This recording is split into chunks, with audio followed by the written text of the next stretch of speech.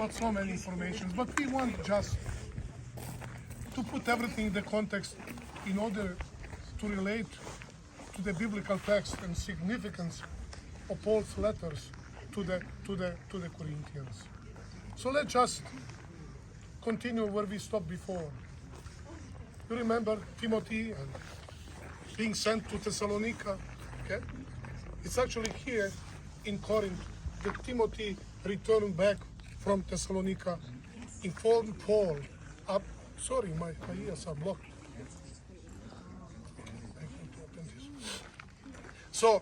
So finally, Paul and Timothy reunited. It is here from this city that Paul wrote his first two letters, First and Second Thessalonians. Okay, so we want here to just, I would put everything what I want to say in three categories. The first one, you got so many informations.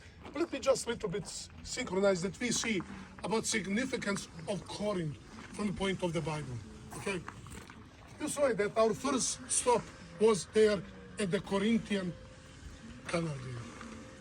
By the way, this is a crucial detail for the understanding of the significance of Corinth. And now I'm talking particularly from the point of the gospel, a situation of Paul's ministry here and Christians who live here. Okay, let's just review what was so fantastically explained to us. As you know, that Greece really consists of two major parts: the mainland and the peninsula that's attached. Just imagine my head and the rest of my body, which is connected with the neck. Okay, that's what the isthmus, okay, neck was connecting the two parts of Greece. And you already heard. Let me just review it one more time. You see here, Corinth is a very strategic point. If you go to the, now, I always lose my orientation. Asia is there, am I correct? Yeah. You see that? I'm sorry, you have to, I always have problem orientation, never come to a new place, okay? In Asia, what was in Asia? We can just mention those cities in Asia Minor. I mean, they flourished. They provided so many essential things for Romans. But going to Asia, going even up to China, including spices, all that precious material, friends, everything, the most what Romans needed was coming from Asia. But the problem was, you see, Peloponnese. If you go there, you see, just imagine, this is the mainland. This is Peloponnese, okay, that we are here. You have to go by the ship. And please correct me now, what I know from the book. If you go around Peloponnese about 280 miles, is that still? 23, probably. 2,300 miles is what we know. Okay, something like that. You have to go around. But the problem is at the bottom of the Peloponnese, there was one critical point that really extended, which was known as the Cape Malea. We have ancient sources. I'm sorry, I did not bring anything with me. I can take a few minutes to read to you from ancient sources. Like, if you want to travel through Cape Malea, or simply Malea, first write your testament of the last will. The chances are that really you will not go through that. The ship is, and we know, as far as I know, the archaeological evidence show so many sank ships there in. So can you imagine when you have such expensive cargo, and you're not sure that you will go through? That was very problematic. So during the Roman times, what did they do? In order to avoid such significant loss and very expensive route around, okay, here at Corinth, they will dock the ships, and they would take the cargo. And these 4 miles to the other part, they will transport in different. Just imagine, without machinery that we have today, how very difficult task was that.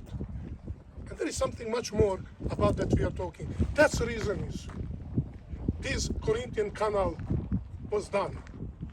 Okay, so you don't need anymore to transport by the land cargo. You see now, ships, they can go travel in that canal. Why we talk about this? It's not simply to repeat what we said. How long did it take the time for one ship, okay, to be unloaded, to be transported about 4 miles, 6.5 kilometers to the other side? How much? It took days, it took weeks. Can you imagine those sailors who were on the ship for days and weeks without being with women? I'm sorry, friends, we're talking openly. Who were there on the sea? And they, what were they looking for? And that's according to the Roman historian Strabo. There was the temple of Aphrodite. And sometimes there is debate about that. But as far as I know, it still stands that about 1,000 prostitutes were there.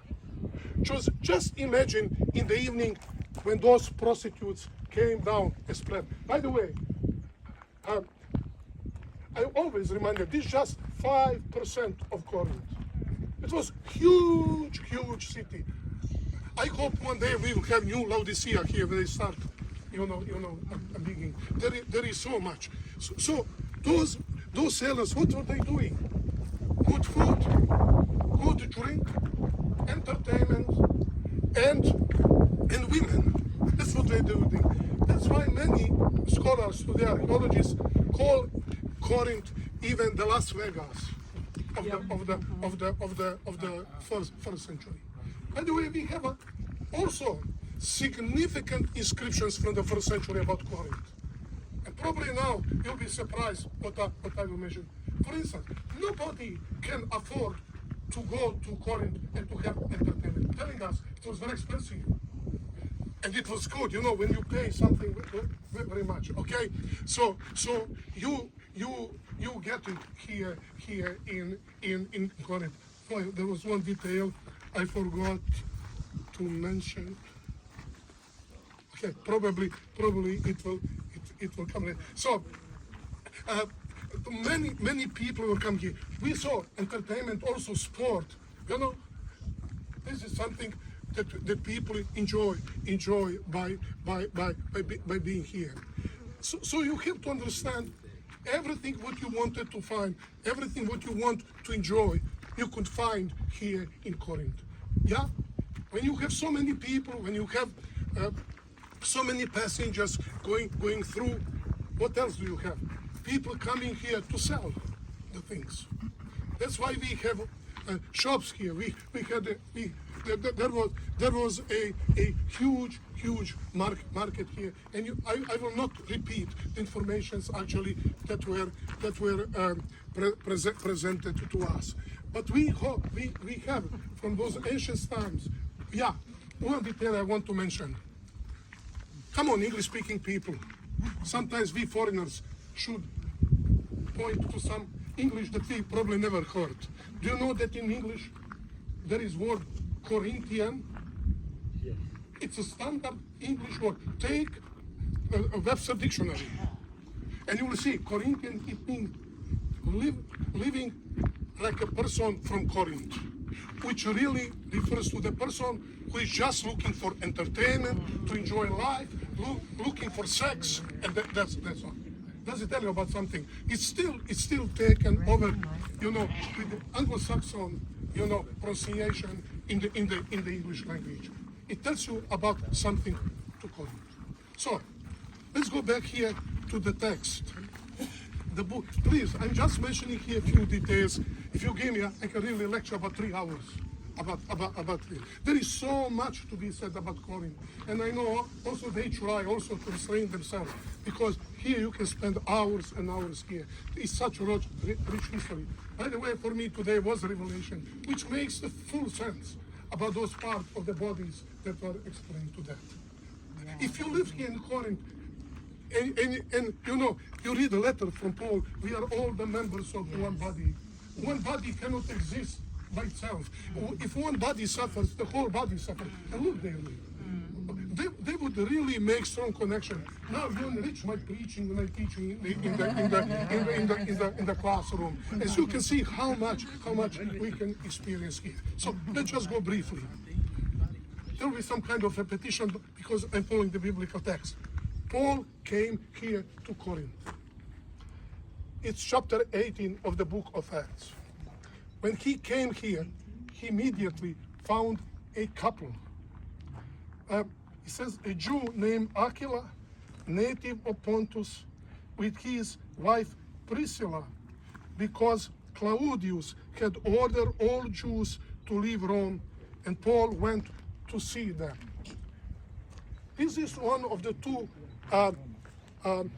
details that provide us with the historical information when Paul was actually here. One was Gallio, and we saw Gallio. You took all the pictures of that, okay? We know, according to the Roman sources, when Gallio was here in Corinth here, with regard to the Bema. But second thing is the information that Priscilla and Aquila, they had to leave Rome because Claudius kicked out all the Jews from Rome. We know that event, according to the two Roman historians, took in the year 49, when all the Jews that actually had to leave Rome, which provided a significant change in the church in Corinth, when suddenly the Jews who were holding all the positions and really the color of the Christian preaching and liturgy in Rome suddenly had to leave the Rome, and the Gentiles took over. Actually, a few years later, Nero somehow allowed the Jews to come back. Now, the Jews had to sit there in the church.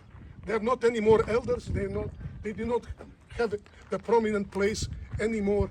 And actually, this created a tension in the church. And that's why Paul had to write a letter to the Romans. He did not write a letter to the Romans because Paul wanted to write a doctrinal letter. Keep in mind, Paul is a pastor. And when he writes, I learned a lot from Paul. I just want to tell you is, every theology that Paul presents in his letters, it's pastoral theology. To do something, to bring the unity in the church, in this case in Rome, using said, we are all justified by God. We were all sinners, Gentiles, Jews, and everybody else. We are all sinners, but God made us to be in the right relationship with himself. Therefore, we have to recognize each other. We have to live as one family of God that is really redeemed and saved by the blood of Christ. So I hope that we can see how that context helped a lot. So Paul joined Priscilla and Aquila. Okay, they opened a business here. Paul spent in Corinth about a year and a half, and we already heard about the significance of the work that Paul did here in Corinth. We would say today, in the context of United States, self-supporting ministry.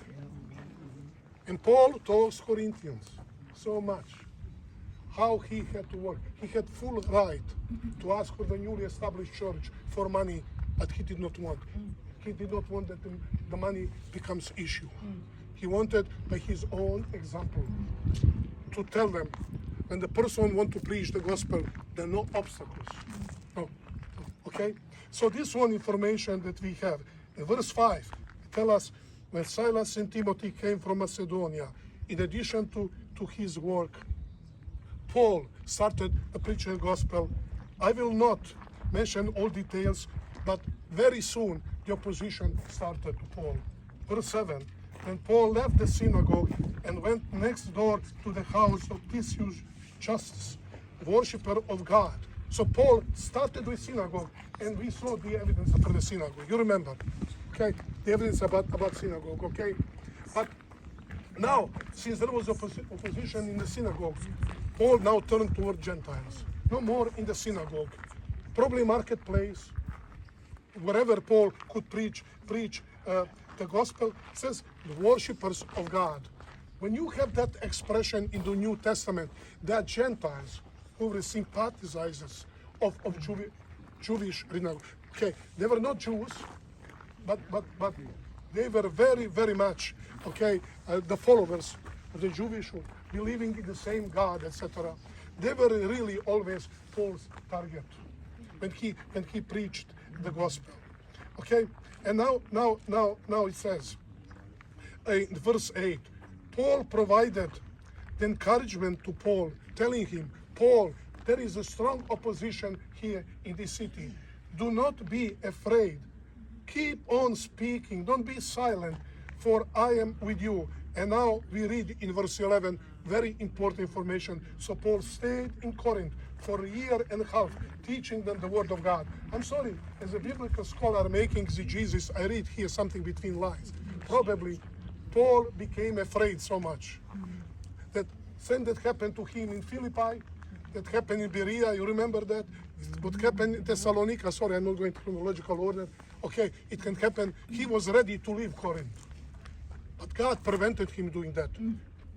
God spoke to him in the dream, say, Paul, you have to stay here longer. And Paul stayed.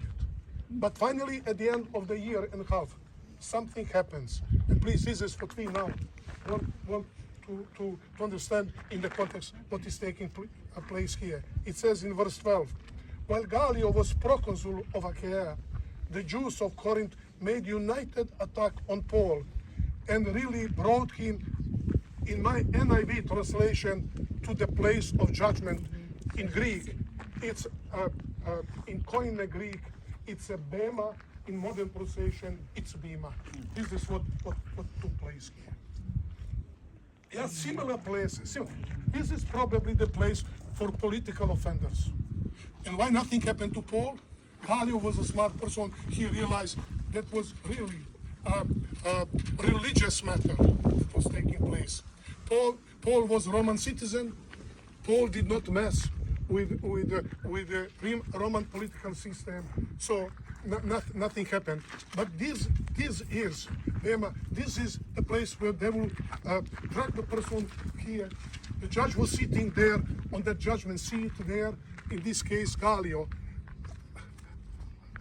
There is one small detail you would like to know. If you go to 2 Corinthians chapter 5, verse 10, this is the only place really that reflects what we're talking here about.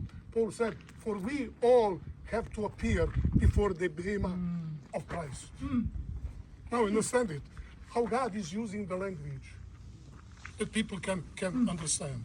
It was only in the context here of the life of the Christians here in Corinth. And right after this, Paul understood it's better for him to leave Corinth. And this marks the end of Paul's journey. And if you go from verse 14, okay, you can see there that Paul decided to leave Corinth. Okay, friends. Everything what we said so far about Corinth, and you had much more from our wonderful ladies, okay? Everything what we heard. Help us a little bit to understand about the life of Christians here in Corinth. Keep in mind, the letters that Paul wrote to the Christians in Corinth are quite much different, okay, than other letters that he wrote.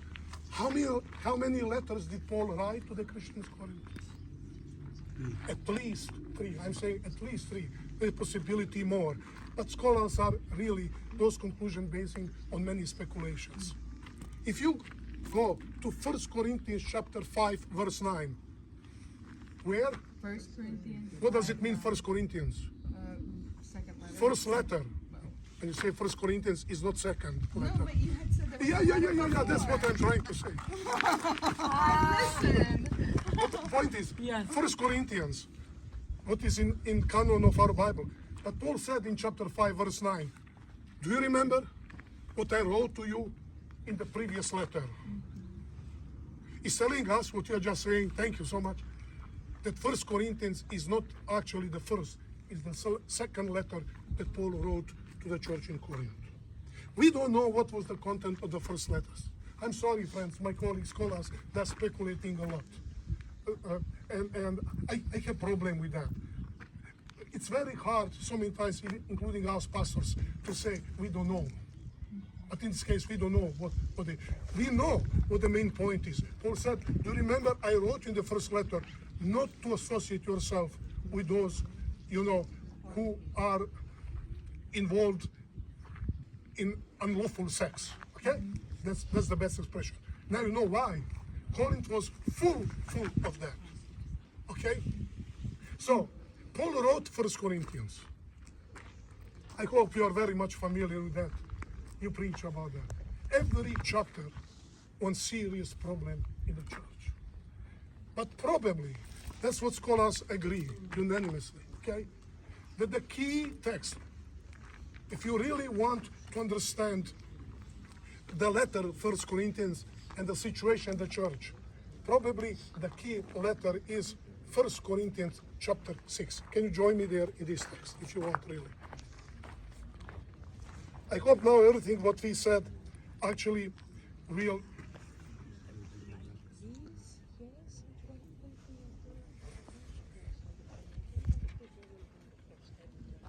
Okay, it's from verse, sorry, this is very difficult to read.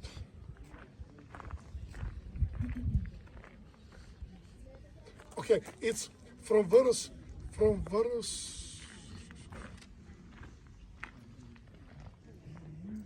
okay, it's from verse 9. I'm looking, I can see the letter. Okay. Okay, it's from verse 9. Okay, it's here, you see, I can find. Okay, let me read this letter, and I hope in the light everything what we said, this text will have the full meaning to us. Verse 9, do you not know that wrongdoers, NIV translation, I don't believe it's very good translation in this case, will not inherit the kingdom of God. Do not be deceived, neither the sexually immoral, not idolaters. Please pay attention to every detail here. Not adulterers, not men who have sex with men, not thieves, not greedy, not drunkards, not slanderers, not swindlers will inherit the kingdom of God. Is this language familiar to you in the context of the city of Corinth? Everyone. But now please pay attention to the next text. And that is what some of you were. Who were Paul's converts here in the church in Corinth? They were coming from that background of the city of Corinth. I'm sorry, friends. My wife and myself, we lived in Yugoslavia in two port cities. Particularly Split, some of you know the city of Split, which was really, even in the Roman times, it was a great port city. When you go there, you can see that the concept that people are using about sexual immorality, it's quite different from the inland and the way how people look on those things. I still remember sailors in the evening, you go anywhere, and who is there on the street to welcome them? They are searching special entertainment there. Somehow I experienced it. When I read 1 Corinthians, I understood it very, very well. No wonder. Please, I'll not repeat. You probably preach from 1 Corinthians. But go from chapter 1, go all up to the end of the letter, and you see about the issues that were in the church in Corinth. Even there is a person in the church, he lives or has sexual relationship with his stepmother. How did the church react? They are loving. They had some strange concept. Some of you ask me if I really can address another issue. Is one of the major problems evidently in the city of Corinth was the question of eating the food sacrificed to idols. By the way, the similar problem Paul addresses in the book of Romans, chapter 14. Very, very similar problem. So one letter helps us to understand another letter. What was the problem? You already got the explanation, so please, I don't want to repeat, but to put it in the context of that. You know, very similar to what we saw about the 7 churches in Asia. Here, there are many guilds. And those who had business, they had to be a part of that guild. But each guild had a god protector. So their annual festivals, okay, offering sacrifices to those gods. There are games, and all those games were associated with the religion. So people would offer sacrifices. Yes. Our Mrs. Aiki, actually, she told us a lot how much blood was poured out here in the city of Corinth. Okay, some of the food would be taken there to the temple, a lot of food, okay, there, and people would go. They would have festivities. They would eat that food. But keep in mind, that was the meat that was originally sacrificed to those gods. In addition, we have the references that the priests would come and from the bull or some of those animals would take the blood and sprinkle of that food. If you're a Christian, would you go and participate in those festivities? If you're a Jew, what would you say? Why not to eat? Gods do not exist. These are just stones, these are just woods. They're not gods at all. Who cares? The food does not taste different than ordinary food. That meat is the same. There's no difference between them. But what if you're a Gentile? In the past, that food meant something to you. Participation in those events meant something to you. And now, you would go back to your previous life and to participate in that. Okay? Paul addresses the issue of the food sacrifice to idols in chapters 8 to 11.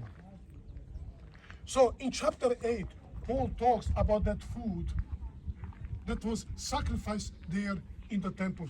And Paul says to Christians, you have full freedom. If for you those idols mean nothing, you have full freedom and go and eat that food. But be careful, be careful. You can go to the temple and your brother who has weak conscience will see you there, and what will happen to him? You will be a stumbling block to that person. Paul says, do it for the right reason, but keep in mind those people whose conscience is not as strong as yours. Then Paul goes, chapter 9, and then chapter 10. He's taking the example of the people of Israel who thought that they had the freedom to do whatever they wanted, but they suffered the consequences. And Paul also said, here, let me take my own example in chapter 9. You see, I had full right to do many things. Do you see Peter? He had a wife. I also could have a wife, but I decided to sacrifice myself for the preaching of the gospel. You see, so many times I can be harsh on you, but I'm not doing that. I'm sacrificing even sometimes my ego in order to represent the character of Christ. So Paul said, you should behave in the same way. Don't think about yourself. I have right to do those things. Are you still with me? I have a right. I said, yeah, you have a right. Many things are allowed to me, but they're not for good of other people that are around me. Once Paul explained it, he goes to the second major problem with reference to the food sacrificed to idols. And now he's not talking anymore about eating the food, the meat sacrificed to idols in the temple. He talks about the meat. You know, those priests, they got a portion of that sacrifice that was offered. And there was a lot of food accumulated. What did they do? Either we still don't know.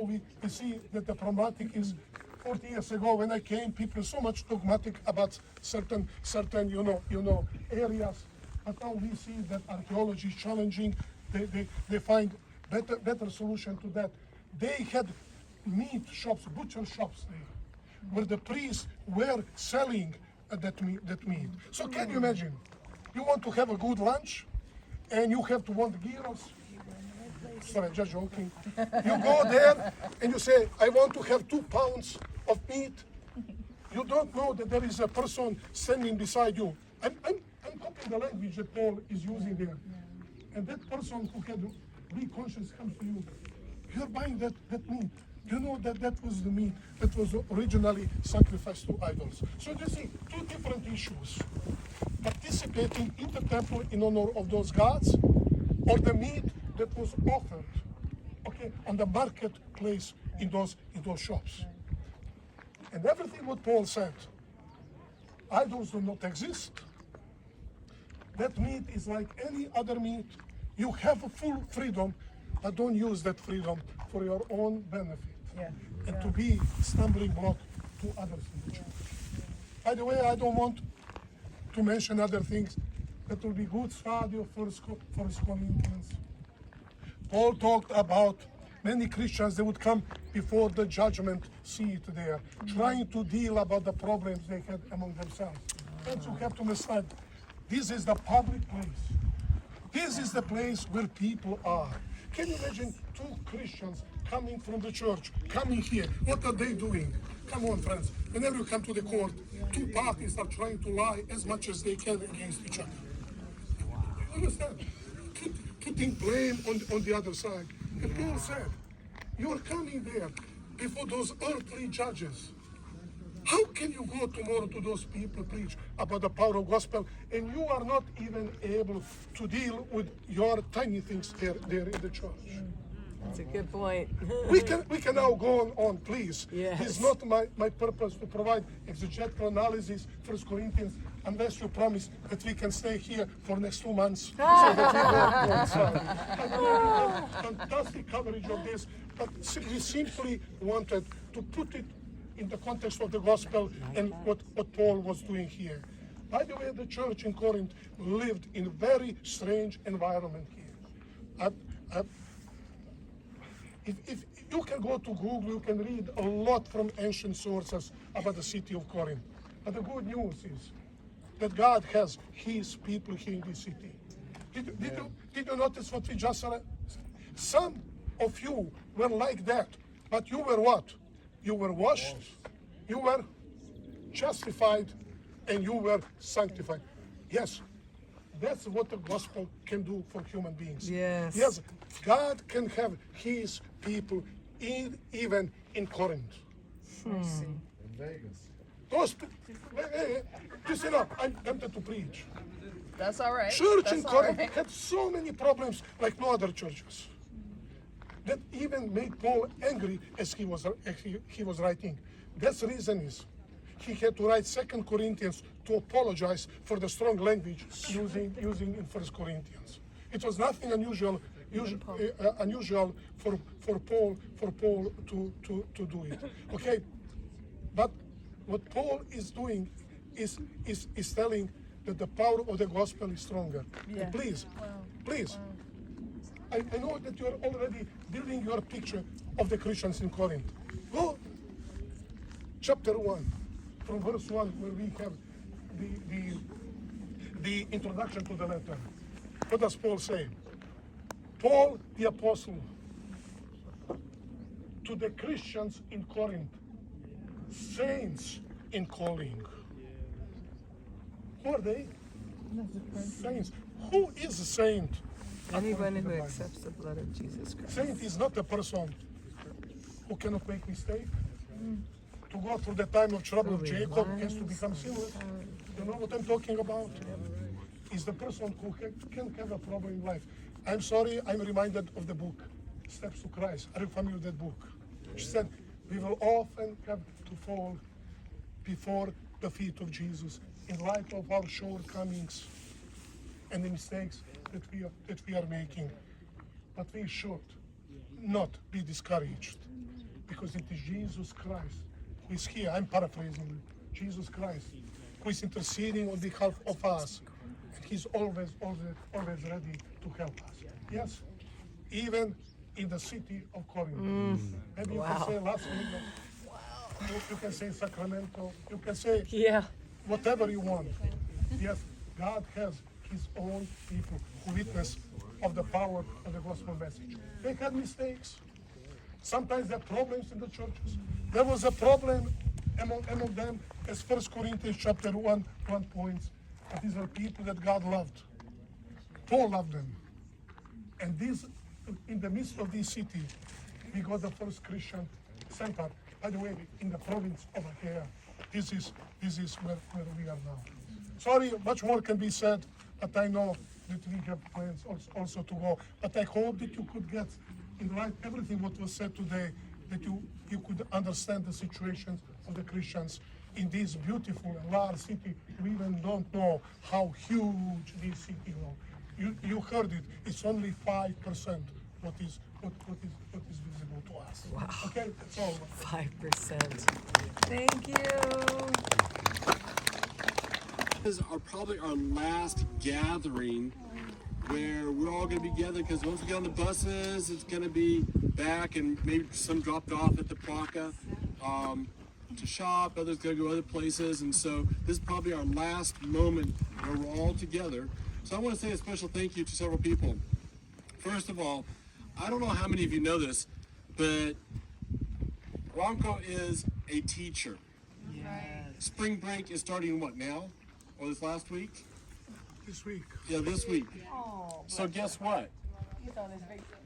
He had to arrange for the last 2 weeks of his semester time to be with us. Wow. Thank you. And so that was arrangement he had to, and he's a super busy person. I mean, every weekend he's going somewhere. And so for him to take and carve out this time for us was amazing. Amen.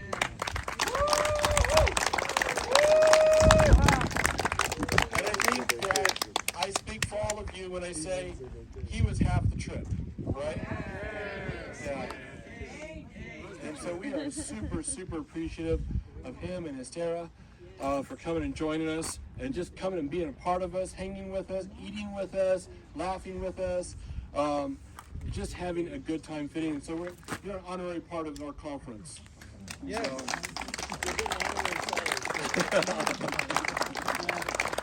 But there are two other people we have to thank, and that is Aliki and Maria.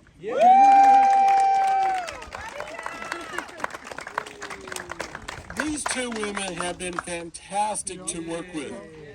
They have not only been professional and knowledgeable. I mean, we go to sites, showing us different things. You could ask a question, they had an answer. The professionalism, the background, the training that you two have poured back into us has been amazing. But they also had two words that every time I came to them asking for something, these two words, both of them would say, "No problem." Constantly. I would ask for something, we had to arrange different things, and they'd go, "No problem, no problem." And, I'd say, is it going to be a problem? "Oh, no problem." They were fantastic to work with. More than fantastic. More than fantastic. Our group has been super, super blessed with two more than fantastic, I'm going to use your phrase, more than fantastic guides who have been just leading us, becoming a part of our family, and you're two also part of our conference now. We consider you a part of our group, and you have, in just 1 week's time, not even a week yet, have been part of our hearts, part of our experience, and we will never forget you. Every time we look at our pictures, maybe our videos, we're going to be remembering the greatness, the kindness, the extra miles, and the smiles that you always had on your faces, even when some of us were, you're waiting for us, but you always said, "My dears." To my mind, I was not always calling all of them my dears, but you always were. So you're more gracious even than I have been.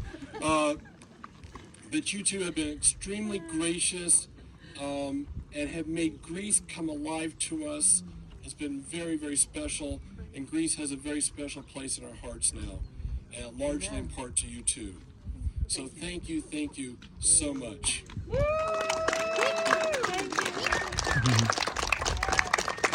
will be good place picture together, all of us. Yeah, we haven't had a group picture in Greece yet. Yeah. But maybe Over there. maybe over here, because we can't be over here because we're into the sun. Yeah, it's wrong direction, so we have to be facing the sun. But we have not done a group picture, I don't think, in Greece. We did a couple of them in Turkey, but we need a group picture with our guides here in Greece. So maybe maybe staying right here, and we got. My soul to worship you, oh my soul, rejoice. Take joy, my King, in what you give. Make me a sweet, sweet sound in your praise. 35 years old today. So, all right, happy birthday. Happy birthday to you. Happy birthday to you. Happy birthday, dear John. Happy birthday to you. John, happy birthday to you, John. Thank you very much. Worth pointing out, my friends, is that it dates back to the 6th century, the time of Justinianos, the emperor who was the one who gave the order for the construction of the Hagia Sophia in Istanbul, that beautiful Christian church that is now a mosque, sadly. And during the reign of Justinian, here in the area of Athens, the Christians of Athens had built this beautiful monastery which they had dedicated to our Lord Pantocrator. And that's why in the dome of that church that I pointed out very quickly, there is an image of Christ Pantocrator, Christ Almighty, made of mosaic. These are excellent quality mosaic representations that are inside this church. And this image of Jesus in the dome of this church is one of the most famous images of Jesus you can find anywhere in the world. If you Google, my friends, Monastery of Daphne, Athens, Greece, you will see that image, which reminds us a lot of the oldest surviving icon depicting Jesus Pantocrator from the monastery of St. Catherine on Mount Sinai in Egypt. That old icon from Mount Sinai, from the Orthodox monastery of St. Catherine there, is the oldest surviving with an image of Christ Pantocrator, and it's supposed to date back to the 4th or maybe the 5th century AD. The one we have here in this area of Athens looks very much like it, and when the artist painted the face of Jesus, he used a technique that made it possible for the eyes of Jesus to follow you wherever you move, wherever you are. Like imagine yourself standing inside a domed church, looking up at the image of Jesus. If you move to the right, if you move to the left, if you walk to the front or to the back, you feel that the eyes of Jesus are looking straight into your eyes all the time. That's a special technique that they employed in those years, and that's why this image of Jesus is so famous. The name of the monastery is Daphne, even though the dedication is to the Lord, to Jesus, because Daphne is the name of that particular area, and Daphne, my friends, is the Greek word for the laurel tree, the bay. So we're near the water now. Take a look to the left. This is the Aegean Sea, the Gulf of Athens. I'm sure you remember that yesterday from the Acropolis top we were able to see the water, and I had pointed out to you the port of Piraeus, but in this case it's not Piraeus we're looking at. This is the same body of water, the southern Aegean, the Gulf of Athens, but we are, of course, west of Piraeus. And the Gulf of Athens is called the Saronic Gulf.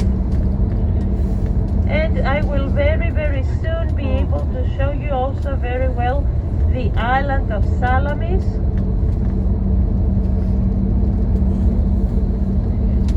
Which is very famous, my friends, because that's where a sea battle was fought between Greeks and Persians, and that's where Xerxes' fleet was almost completely destroyed, and that great victory in the sea battle of Salamis was the decisive victory for the Greeks in the Greco-Persian Wars.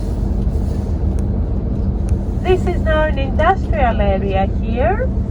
Very quiet, of course, at the moment because it's so early in the morning and it's a Sunday, but usually it's very busy and there's heavy traffic in this area. Now, when we say industrial area, this area just outside Athens is especially famous, my friends, for shipyards and oil refineries. We have actually passed already an area of shipyards and refineries, and a little later we will see, in just a few minutes, we will see the largest area of shipyards in all of Greece, the shipyards of the town of Eleusis, which is another industrial town. So the water is on our left, it's very close to us. We are following the coastline of the Aegean on our way southwest to the Corinth Canal and the area of Corinth this morning. So we'll have some beautiful views of the sea on the way to Corinth, and later in the afternoon on the way back to Athens. One of the places in this area that are worth mentioning, my friends, is the town that we will meet in just a few minutes, the industrial town of Eleusis, modern day Greek Elefsina. You will see the name written on the road signs that we will meet in a minute or two. We spell it Elefsina, Elefsina.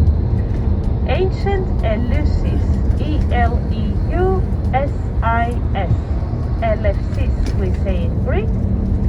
And I'm mentioning the ancient Greek name to you because that name of the city, of that town, gives us the term the Eleusinian Mysteries. I don't know if you have ever heard this term before, my friends, or heard the term mystery, which is of course a Greek word which is found in the Bible a few times.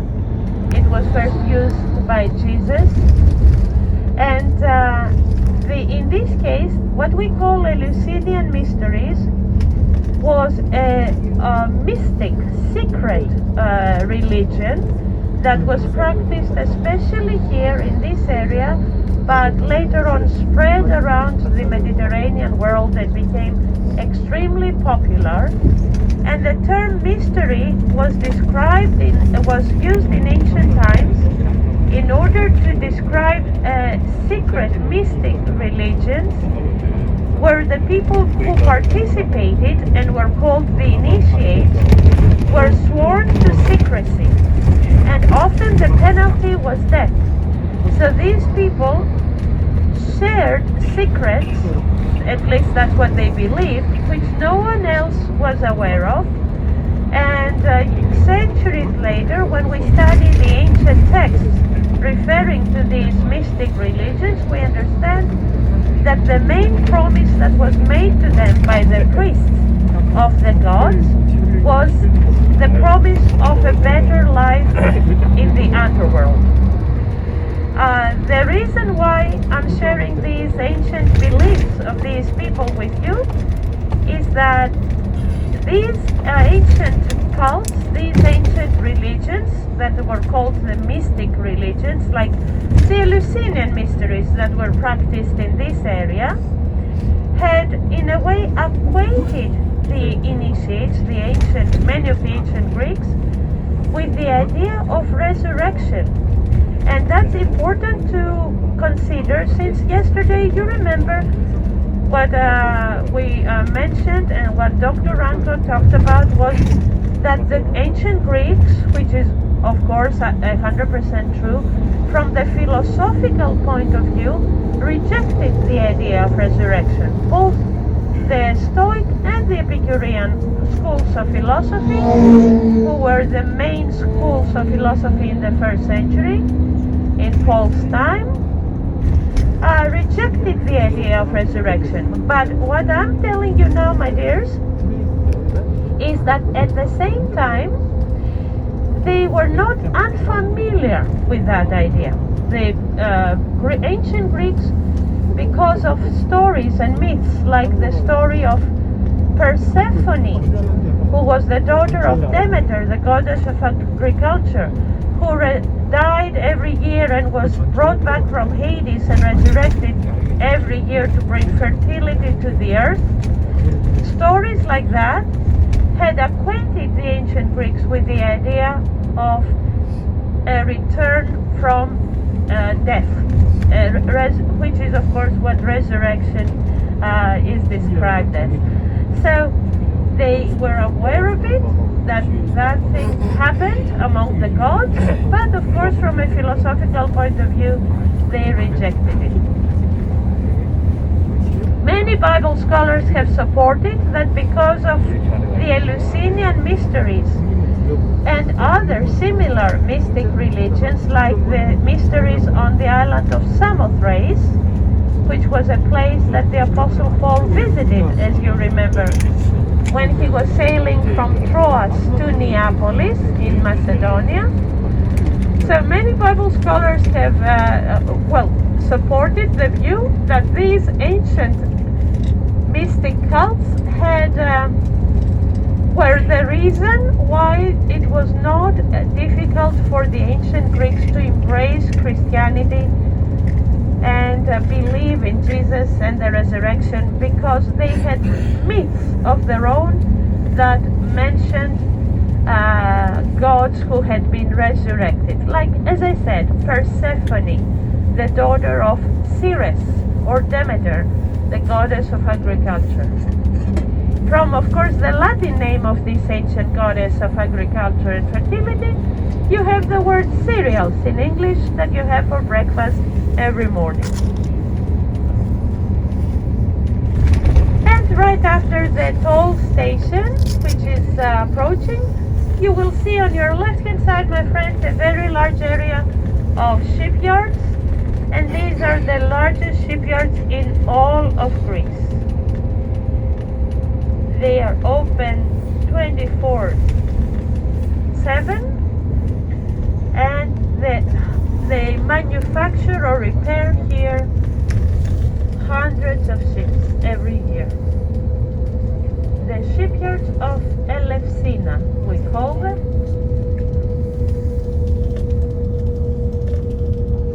And we can spot from here some of the cranes on the left-hand side in the area of the shipyard, but an even better view of this area will be possible on the way back to Athens in the afternoon, when we'll be driving in the opposite direction and we'll be closer to the sea, closer to the water.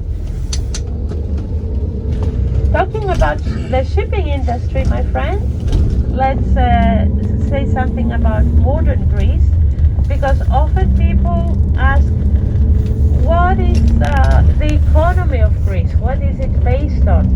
Well, the shipping industry, my friends, is widely considered one of the two pillars that support the Greek economy. The Greeks have always been sailors and captains and navigators and explorers. We are a maritime people. We have always been oriented towards the sea. And of course, in ancient times, I'm sure you know, the Greeks had traveled all around the Mediterranean world and had built thousands of colonies long before the Romans did the same. the Mediterranean was called Mare Nostrum, or sea, by the Romans. It was the Greek lake, as it was usually mentioned in the works of the ancient writers. And of course, one of the greatest colonial powers in Greece was Corinth. Athens was one as well, but Corinth too, my friends, was a great colonial city with hundreds of colonies around the Mediterranean. One of them was the famous city of Syracuse in Italy. I'm sure you're familiar with the city of Syracuse. Another Corinthian colony was the city of Corfu, on the island of Corfu in the Adriatic Sea. So the shipping industry in Greece, together with the tourism industry, are the two main and largest industries in the country. Now, my friends, as we're turning here, take a look to the left. Look at this beauty. Look at this beauty. You see how abundant the natural beauty of this area is. We are looking at the island of Salamis on our left hand side, that piece of land that comes so close to the mainland is the island of Salamis, one of the 5 islands in the Gulf of Athens. Salamis, Aegina, Hydra, Spetses, Poros. These are the names of these 5 islands, but Salamis is the largest. And this narrow body of water on your left-hand side between the island and the coast where we are driving is these are the famous Straits of Salamis. These are the very waters where the Greek fleet trapped and destroyed the Persian fleet of King Xerxes of Persia in the early fall of 480 before Christ. So this was a sea battle that took place just a few weeks after the Persians had invaded Attica, burnt down the city of Athens, destroyed the shrines of the Athenians on the Acropolis Hill, and killed all the Athenians they had found in the city. But thank God, the majority of the Athenian population had fled, had evacuated the city, because the Athenians had followed the advice of the Oracle of Delphi, which they believed was telling them to evacuate the city. That did prove to be the wise thing to do. And under the leadership of a brilliant Athenian general called Themistocles, the Athenians had taken their women and children and their elderly people to this island of Salamis on our left-hand side, and the able men had gotten on the ships and were waiting for the Persians to arrive in these narrow straits, because Themistocles had realized that the Greeks had the advantage in the sea. They were better at the sea than the Persians. That's why Themistocles sent a secret message to Xerxes, pretending he was a traitor as well. And he said, "Oh, great king of Persia, I'm a humble servant of yours, and I would advise you to bring your fleet into the narrow straits and surprise the Greeks, catch them on their sleep, and I will help you with my ships if you make me governor of Greece after you take our country." And Xerxes thought that he had found one more traitor, so he made the mistake. He was lured, we could say, into these narrow straits. He came in with his entire fleet, and that was it, because the waters were too shallow and too narrow for the large and heavy Persian ships. And thanks to the knowledge of the local winds and the local waters that the Greek admirals had, they were able to surround the Persian ships or ram them and set them on fire. That's what the Greek triremes used to do. They tried to ram the enemy ships, and this is why this sea battle was won by the Greeks And it was the decisive victory because, frustrated and furious after this defeat, Xerxes fled back to Persia, where, according to the historian Herodotus, he found comfort with his harem, his wives, and he left his army and his government, his admirals behind, with the order, finish off the Greeks. And the next year, a final battle took place, the Battle of Plataea, where 30,000 Greeks defeated 100,000 Persians.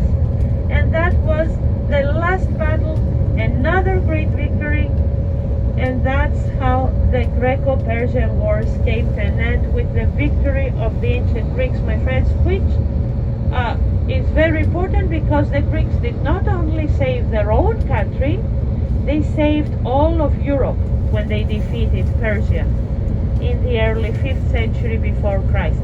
And the period that comes after that, those wars, is known as the Golden Age. The Golden Age of Athens. It goes down to the end of the century, when in 404 the Athenians were defeated by the Spartans. That was a terrible civil war which went on for almost 30 years and is known, I'm sure many of you know this, the Peloponnesian War between Athens and Sparta and their allies. So I'm sure you need some rest.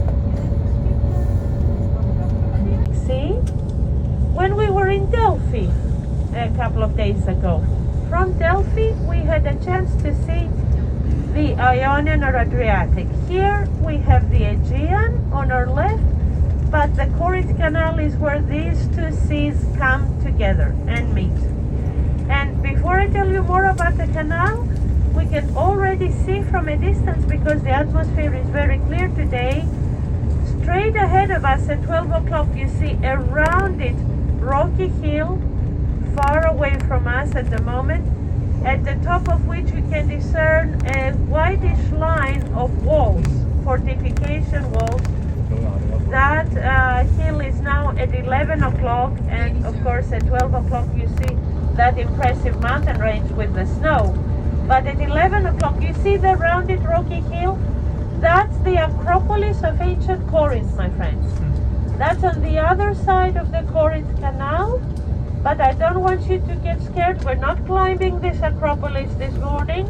We will stay in the flatter areas at the foot of that Acropolis and take a look at it and say more about it later, because that's where the notorious temple of Aphrodite was located in ancient Corinth, on the Acropolis.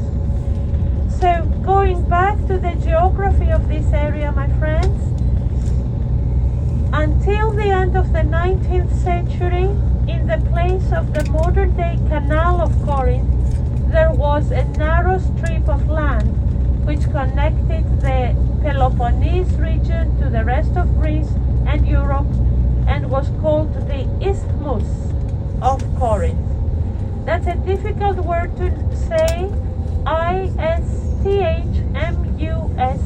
Isthmus. The Isthmus of Corinth turned the Peloponnese into a peninsula of Greece, but it blocked the way for travelers in the sea who wanted to sail directly from the east to the west. So they had no choice. They were forced to sail around the Peloponnese, and that was a very dangerous and scary journey because of the dangerous waters in the area south of the Peloponnese. Remember the other day we had mentioned briefly that the Peloponnese, when we see it in a map of Greece, looks like a hand with 4 fingers, the thumb and the 3 fingers in the south that are pointing towards Africa. So when the ancient sailors and travelers were sailing around those 3 promontories, those 3 smaller peninsulas, they had to deal with all kinds of terrible weather and huge waves and currents and storms. And we have actually discovered tens of hundreds of ships had sunk in those waters. And that was a scary, scary journey. Because of that, the ancient Corinthians had come up with a clever idea, and they had constructed a paved slipway which used to connect the two harbors of the city of Corinth, the harbor that the city had on the Aegean Sea and was called Cenchrea in English. It's different in Greek, we'll say more about it later. And the harbor on the Adriatic Sea that Corinth had, which was called Lechaeon. So this slipway, or tramway we could also call it, used to connect the two harbors, and when the ships arrived, let's say a ship coming from Ephesus and going to Rome, when it would arrive, it would dock in the port of Corinth on the Aegean Sea, the port of Cenchrea, and the cargo would be unloaded and carried over land by slaves, and the empty vessel would be put on a wheeled platform, a wooden platform fitted with rollers or wheels, and would be dragged across the isthmus on that slipway by slaves or by oxen. And on the other side of the isthmus, the ship would be refloated and reloaded. This is what they used to do for hundreds and hundreds of years, and the Corinthians controlled this passage. They controlled the isthmus, they controlled the sea traffic, and you can only imagine how strategic the location of Corinth was. As Pastor Mark said the other day, location, location, location. I incidentally heard him say that. It's all about location, my friends, and Corinth had the best location in this area of the world. So we'll say much more about that later. Keep in mind the present-day canal is late 19th century. It was built just some years after the Suez Canal in Egypt by the same engineers, Hungarian and French engineers, and of course by hundreds of workers who were hired for this job. So as we are stopping here now, on your right,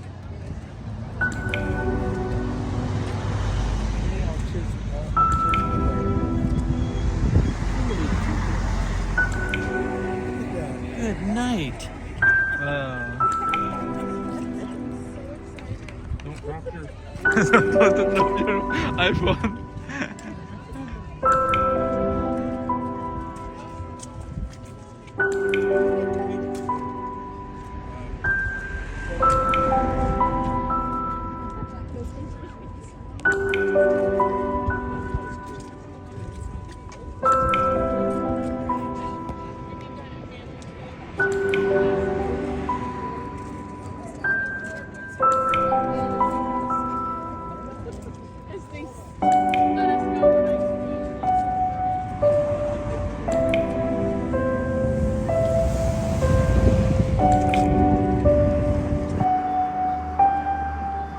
저기 어디서 드론 뭐 하는 거야? 아니 지금 이제 저기 그거 풀어주고 오케이. 뭐 드론도 한대.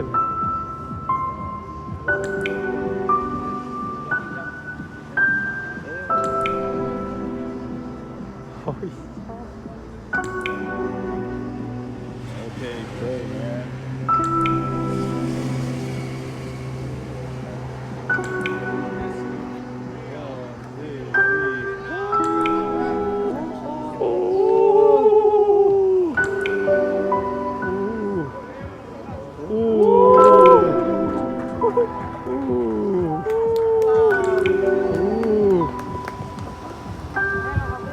오, 기분이 얼마나 좋을까?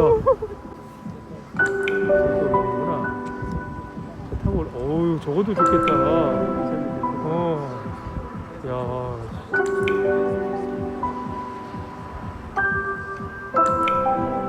seabed all the way up to the bridge where people were standing just now and where you walked, I'm sure, to take a look at the view and take some pictures. It's about 270 feet, the distance, from the seabed up to the bridge, that's how deep the canal is, 200, roughly 70 feet. And at its narrowest point, down at the bottom near the surface of the waters, it's only like 75 feet wide, whereas up at the top, near the bridge, where it's wider, it's only about 85 feet wide. So it's a narrow and deep channel, and of course not all the vessels, not all the ships can come through the Corinth Canal, not all of them can fit in the Corinth Canal. So there is a limit, and the limit is 10,000 tons, my friends. 10,000 tons. If a boat, if a ship is larger than 10,000 tons, which would be, let's say, a small cruise ship, then it can come through the Corinth Canal. If it's larger than that, it has to go around the Peloponnese and circumnavigate the Peloponnese region. Of course, in our age of large ships and strong large engines, that's not a problem anymore. But in antiquity, my friends, that was quite a challenge, the journey around the Peloponnese. It was about 2,300 miles, nautical miles, that they had to sail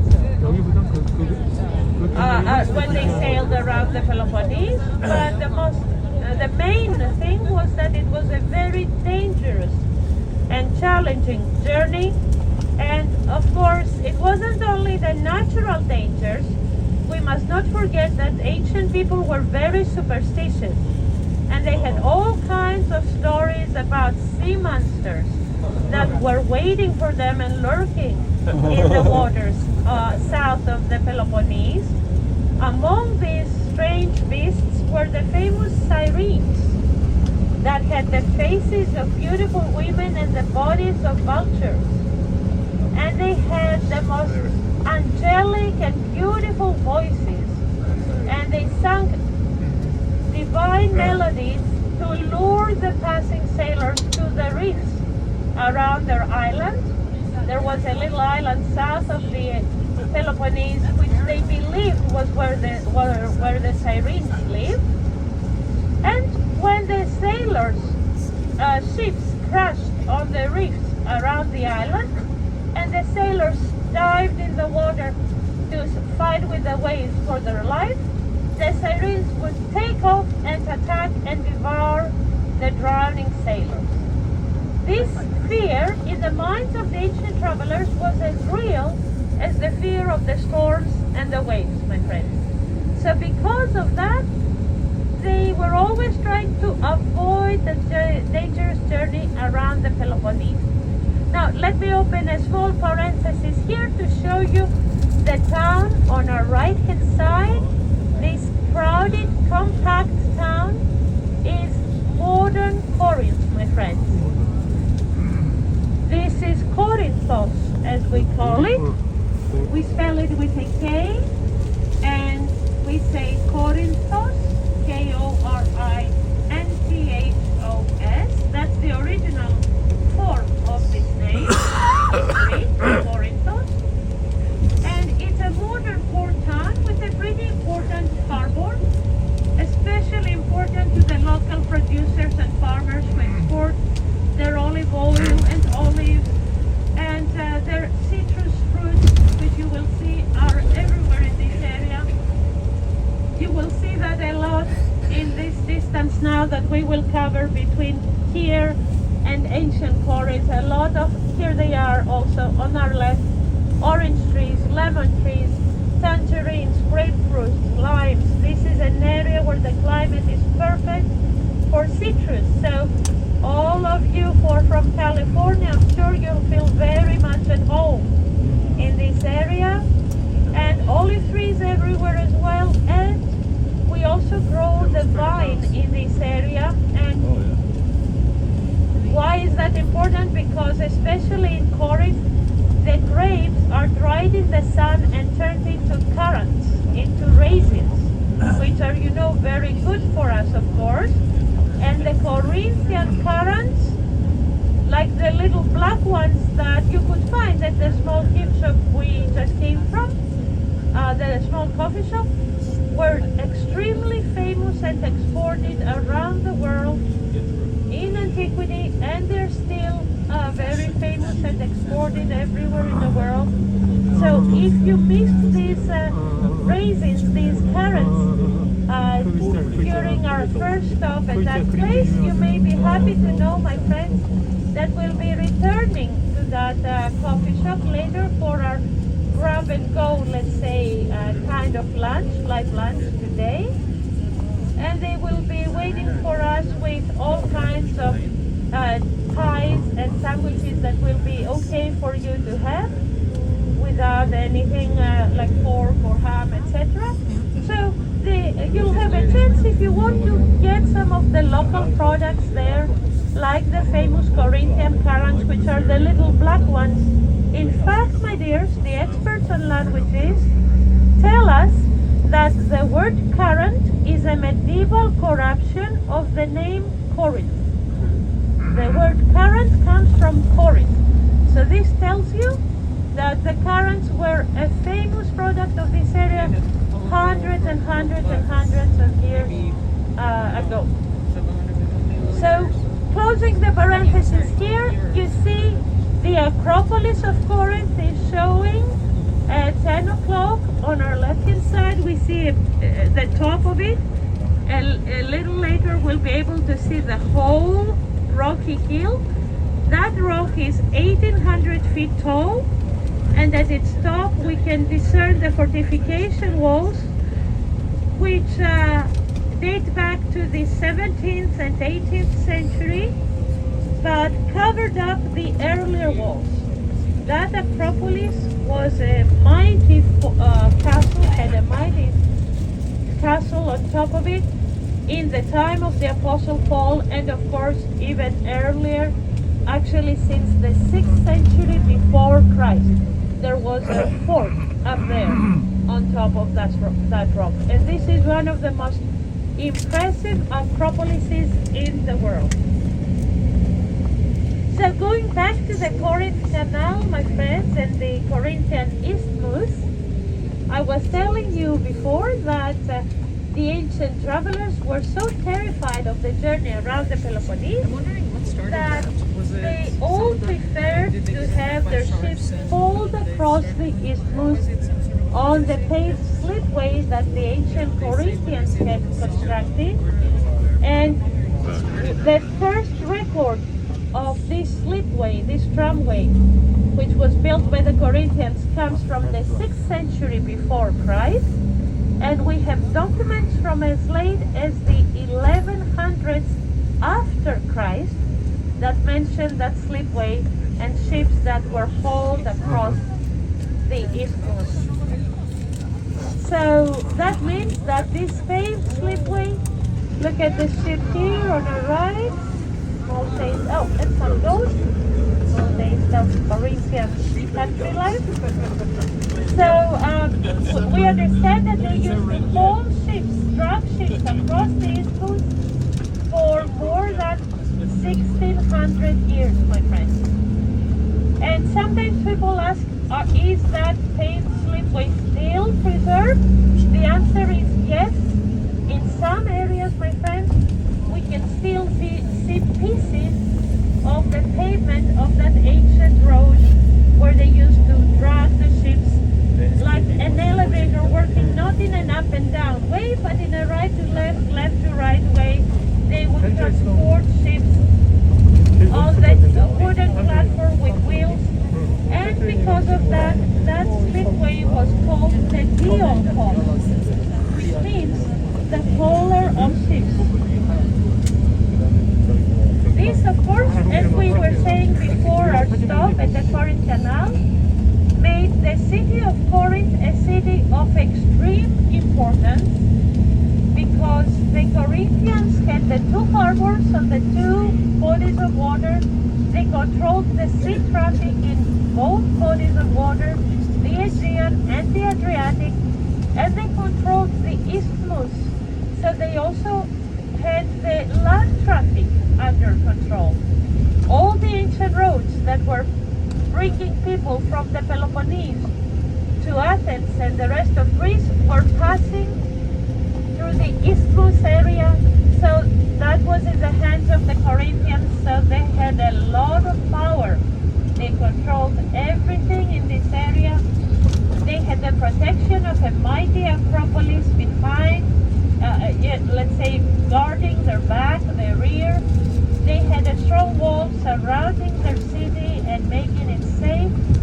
And they were surrounded, the city of Corinth was surrounded by a very, very fertile plain with plenty of water coming from streams and natural springs that was safe to drink. That's also very important. Water is an important factor in the early human settlements. So Corinth had everything going for the city. But these advantages that they were enjoying in this area turned a number of times in the history of the city into disadvantages, because every new people who came through this area wanted to have the city of Corinth. As a result of that, and because of its strategic importance, the city of Corinth suffered a lot. It was taken and razed to the ground and burned and destroyed and reconstructed and restored and rebuilt and re-established a number of times in its history. However, in order to make things more simple for us, for the sake of the guided tour, I'll tell you, my friends, that there are two main layers of excavation in the ancient city of Corinth, which will be clear to you once we arrive there. It's the ancient Greek layer, and then on top of it, the Roman period layer. We have two cities, one on top of the other, in the excavation of Corinth. So, during our guided tour, we will be walking among the ruins from the time of Paul and a little later. We'll be walking at the same ground level where the Apostle Paul and Aquila and Priscilla and Phoebe and all Erastus and all the people who are mentioned in the Bible who lived in Corinth used to walk. But underneath our feet, we will see a deeper earth layer, a deeper stratum that contains the remains of the ancient Greek city of Corinth that the Romans first destroyed and then built on top. So as we are now driving in the small town of ancient Corinth, on your left-hand side you see the mighty Acrocorinth, the Acropolis of the city, and you see how steep those rocks are. So you may be thinking, where was the gate of that castle? Well, it may surprise you, my friends, that according to the ancient historians, until the late Roman period, the end of the Greek era, the gate of the castle was on this side, on the north side, which looked so steep and almost impossible to climb. We have no idea where the gate exactly was, but all the ancient writers until the end of the Greek era tell us that the gate was on the north side of the castle, which is this side that we see on our left now. Later in the Roman years, and that includes of course the 1st century, the gate was moved around the south side. So on the other side of the Acropolis, we don't see it from here, and that's where it still is. And that's a very impressive castle up there, my friends. It's got walls 2.5 miles long, but most of what we see nowadays is from the later years, from the years of Venetian rule, Italian rule in this area, 17th and 18th century. If you're thinking, what were the Venetians doing here? Well, the Venetians were everywhere in the Mediterranean in the 17th and 18th century. They were merchants. they controlled the pilgrims trade to the Holy Land. So they needed the harbors of Greece and the islands of Greece in order for the galleys, the Venetian galleys, to stop here and get their supplies on the way to the Holy Land. That was one more reason why Corinth was important in the Middle Ages as well as in antiquity. So this is the town of Archea Corinthos. That's Greek for ancient Corinth. And you'll see now the archaeological site right in the middle of this town. Straight ahead of us we can also already see a few of the ancient pillars of one of the temples in the ancient city. And this entire town, as I mentioned before, is sitting on the ruins of the ancient city of Corinth. There's many small active excavations going on. A few of them are in the main archaeological site which we will visit. And my friends, we're going to now leave our bus, park our bus in the parking lot outside the main archaeological site. Here on the left we have the stone remains of the small Odeon or concert hall of the city of Corinth. And further north on our left hand side, where you see a small brownish sign which says Ancient Theatre, they have discovered the theatre of the ancient city. The main excavation is now on our right and behind us, and Andreas is now maneuvering.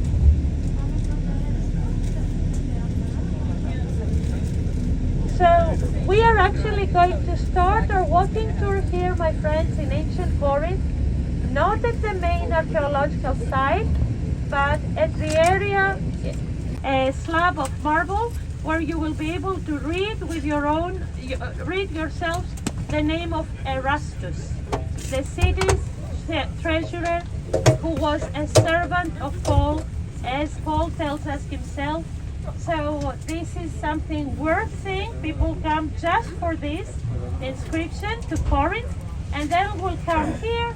I'll get the tickets for you at the entrance, and we'll go ahead with our visit to the main site. So we have to walk all the way down and take a left after the steps. These are the first poppies of the season, so we're very glad to see them too. It's a sign that spring is here. So this area of the ancient city has been excavated only partially, my friends, and what they have discovered here is mostly shops and commercial buildings. Of course, the theater of the city has been found in this area, and the remains further away, a little further away, further north, they have discovered the impressive remains of public baths from the Roman period. If you have spotted already those pieces of brick walls close to the olive grove down there, and the orchard, the orange trees on the left, olive trees on the right, those pieces of walls, which survive up to several feet high, are from the Roman period public baths of the city. But we are coming to an area which dates back to the 1st century, Paul's time, first half of the and middle of the 1st century. And this area on our left hand side now was the area right in front of the theater of Corinth, where the archaeologists back in 1929 discovered a small square, a small plaza, which was paved with marble. Now here come the difficult steps, my friends. Please be very careful at the second one, which is a very big, very steep step. And that's where maybe some of our friends will need our help. So please, if you can make sure, because I have to go ahead and lead you. Please, my friend, make sure everybody can do it. Yes, please.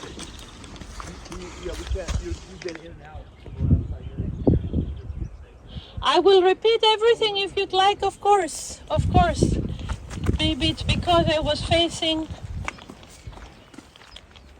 straight or... They are too far away. Could be the batteries are beginning to fail. It could be a number of reasons. We can talk about everything. But of course, in fewer words, when we gather in this area,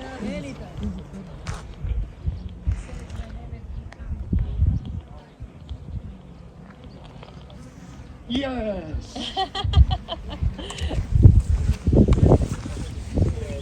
the inscription we're referring to, my friends, is on this side of this roped off area.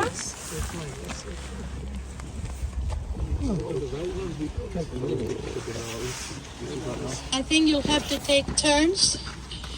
Watch the piece of metal sticking above the ground here, please. That's why I've been standing here. But I need to get out of the way for your pictures. Please be careful. Don't hurt yourself. Thank you so much. Thank you. We're going to explain in just a minute. I'm just waiting, Pastor, because I was told that not everybody was able to hear and it was cutting in and out. I'm just making sure people are closer. Okay, my friends, so, as I was saying on the way here, this is the area where the theater of ancient Corinth has been excavated. If you turn around just for a second, you see in the hillside there, the semicircular cavity, we could say, or shape that shows you that's where the auditorium of the theater used to be. It's in a very poor state of preservation. You can see that.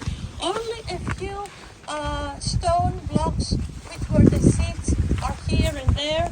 The rest of the material has been taken and recycled. Okay, he wants to push me out of the way. It's fine, it's fine. I have some competition. Sorry for my Opa, my friends. That's a very Greek thing, Opa, or something. So that's where the theater used to be. This theater used to be as large as the one in Ephesus, the one you've seen in Ephesus. This was a huge theater. The archaeologists believe it used to have room for 23,000 people. 23,000 people.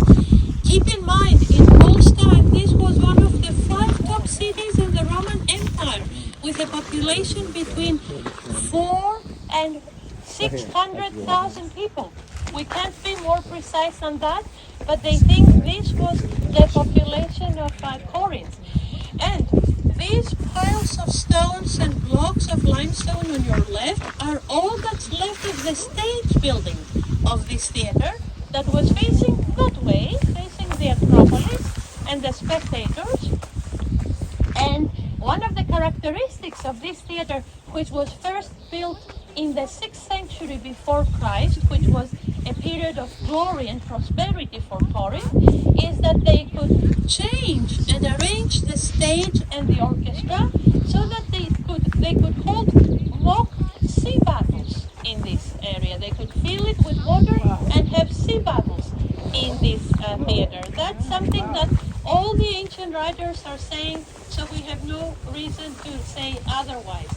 So this area was a plaza, an open square, which was paved with marble, and it was right at the intersection of 2 roads of the city, one coming from the west going east, one coming from the south going north.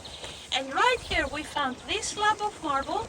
It was found in 1929 by Oscar Bronier, the only Christian archaeologist who worked in Corinth in the 20th century, and he was looking for biblical evidence. He was looking he was working as a Christian, not just as an archaeologist.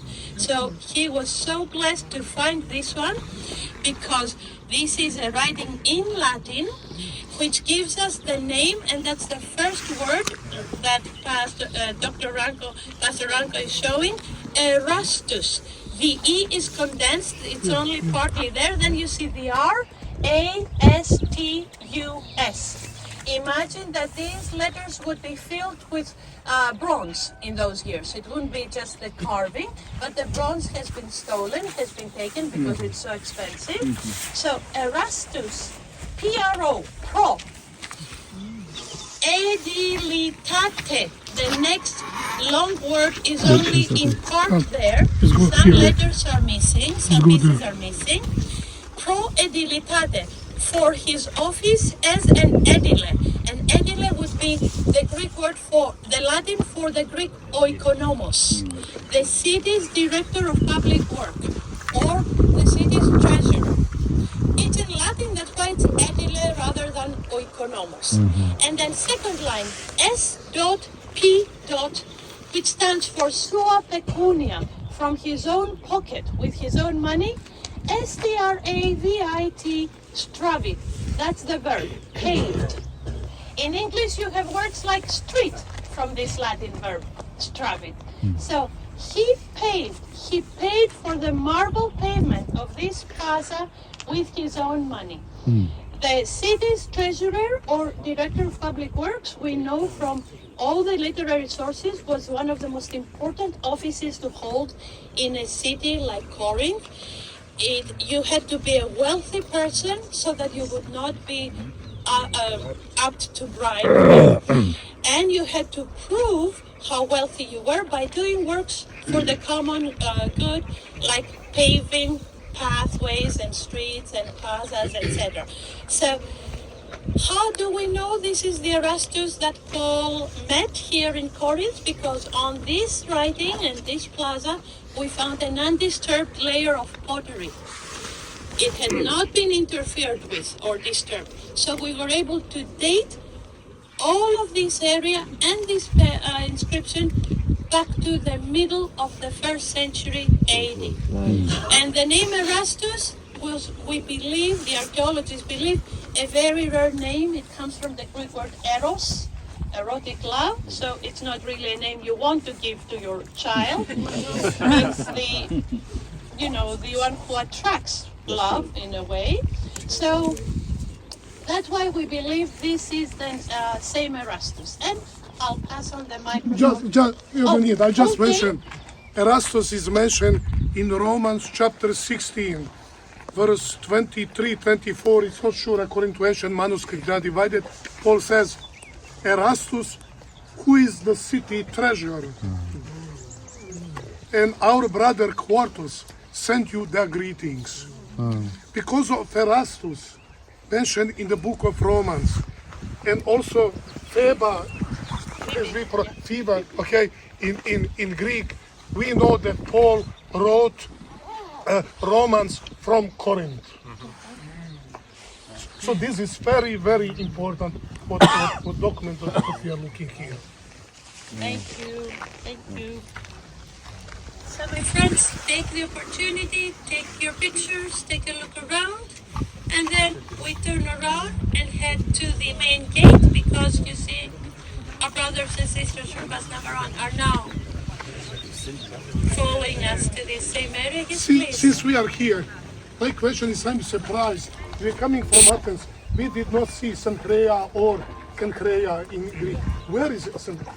Did we miss? Did we pass it? No. Because It's from not, Athens, we I always didn't go saw this. anywhere close to it. We didn't go anywhere near it. Okay. It's south of where we had stopped for the canal. Dr. Yeah. I can show you in my map of Greece, the Peloponnese later. Because it is mentioned in Romans chapter 16, Paul says, commend to you our sister Phoebe, deacon of the church in Sancrea. What verse? What verse? What verse? Verse. Romans 16:1. 16. Romans 61. Most likely, she was a prominent lady in the church, Paul wrote to Romans, she traveled to Rome. That's why Paul gives recommendation that should be accepted, and she took the letter of Romans to the church in Rome. So this is very, very important what you're talking now about. So where is the temple of Aphrodite that we're all the It used to be at the very top of the. Yes, we are going to say more about that later.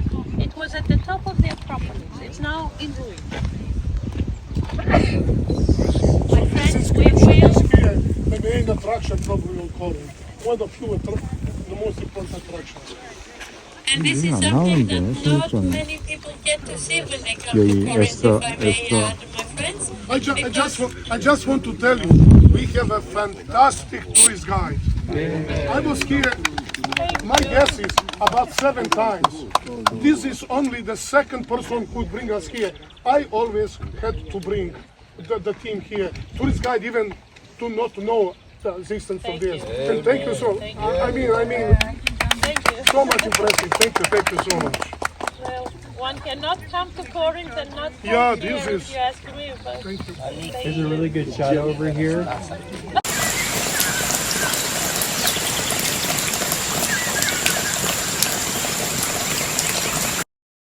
there was a large piece of limestone here, so they carved it and turned it into a building with underground water cisterns, which were filled with water coming from a spring not far from where we are. And the local people could go there and get some water in their pitchers and jars and carry home and wash and cook and drink and everything. So the fountain house of blood, from the name of a legendary princess of the area, is how we call it. And now please, let's pop in the museum. There are 2 small steps that you'll meet on your way to the atrium. But careful, please. Yes. So please come in. Just roll it down. Just roll your move. After the first hall, the gift shop. You see the first step down. Good morning. Good morning. And then there's the second one. As you come to the atrium,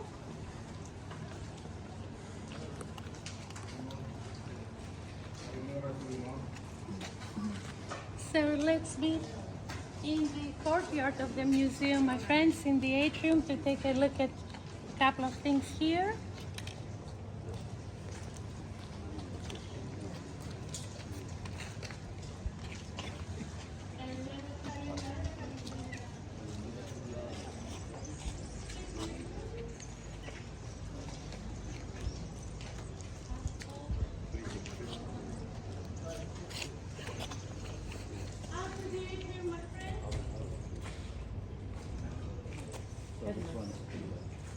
Now, my friends, for those of you who may be in a real hurry to use the restroom, they are close to the entrance to the museum.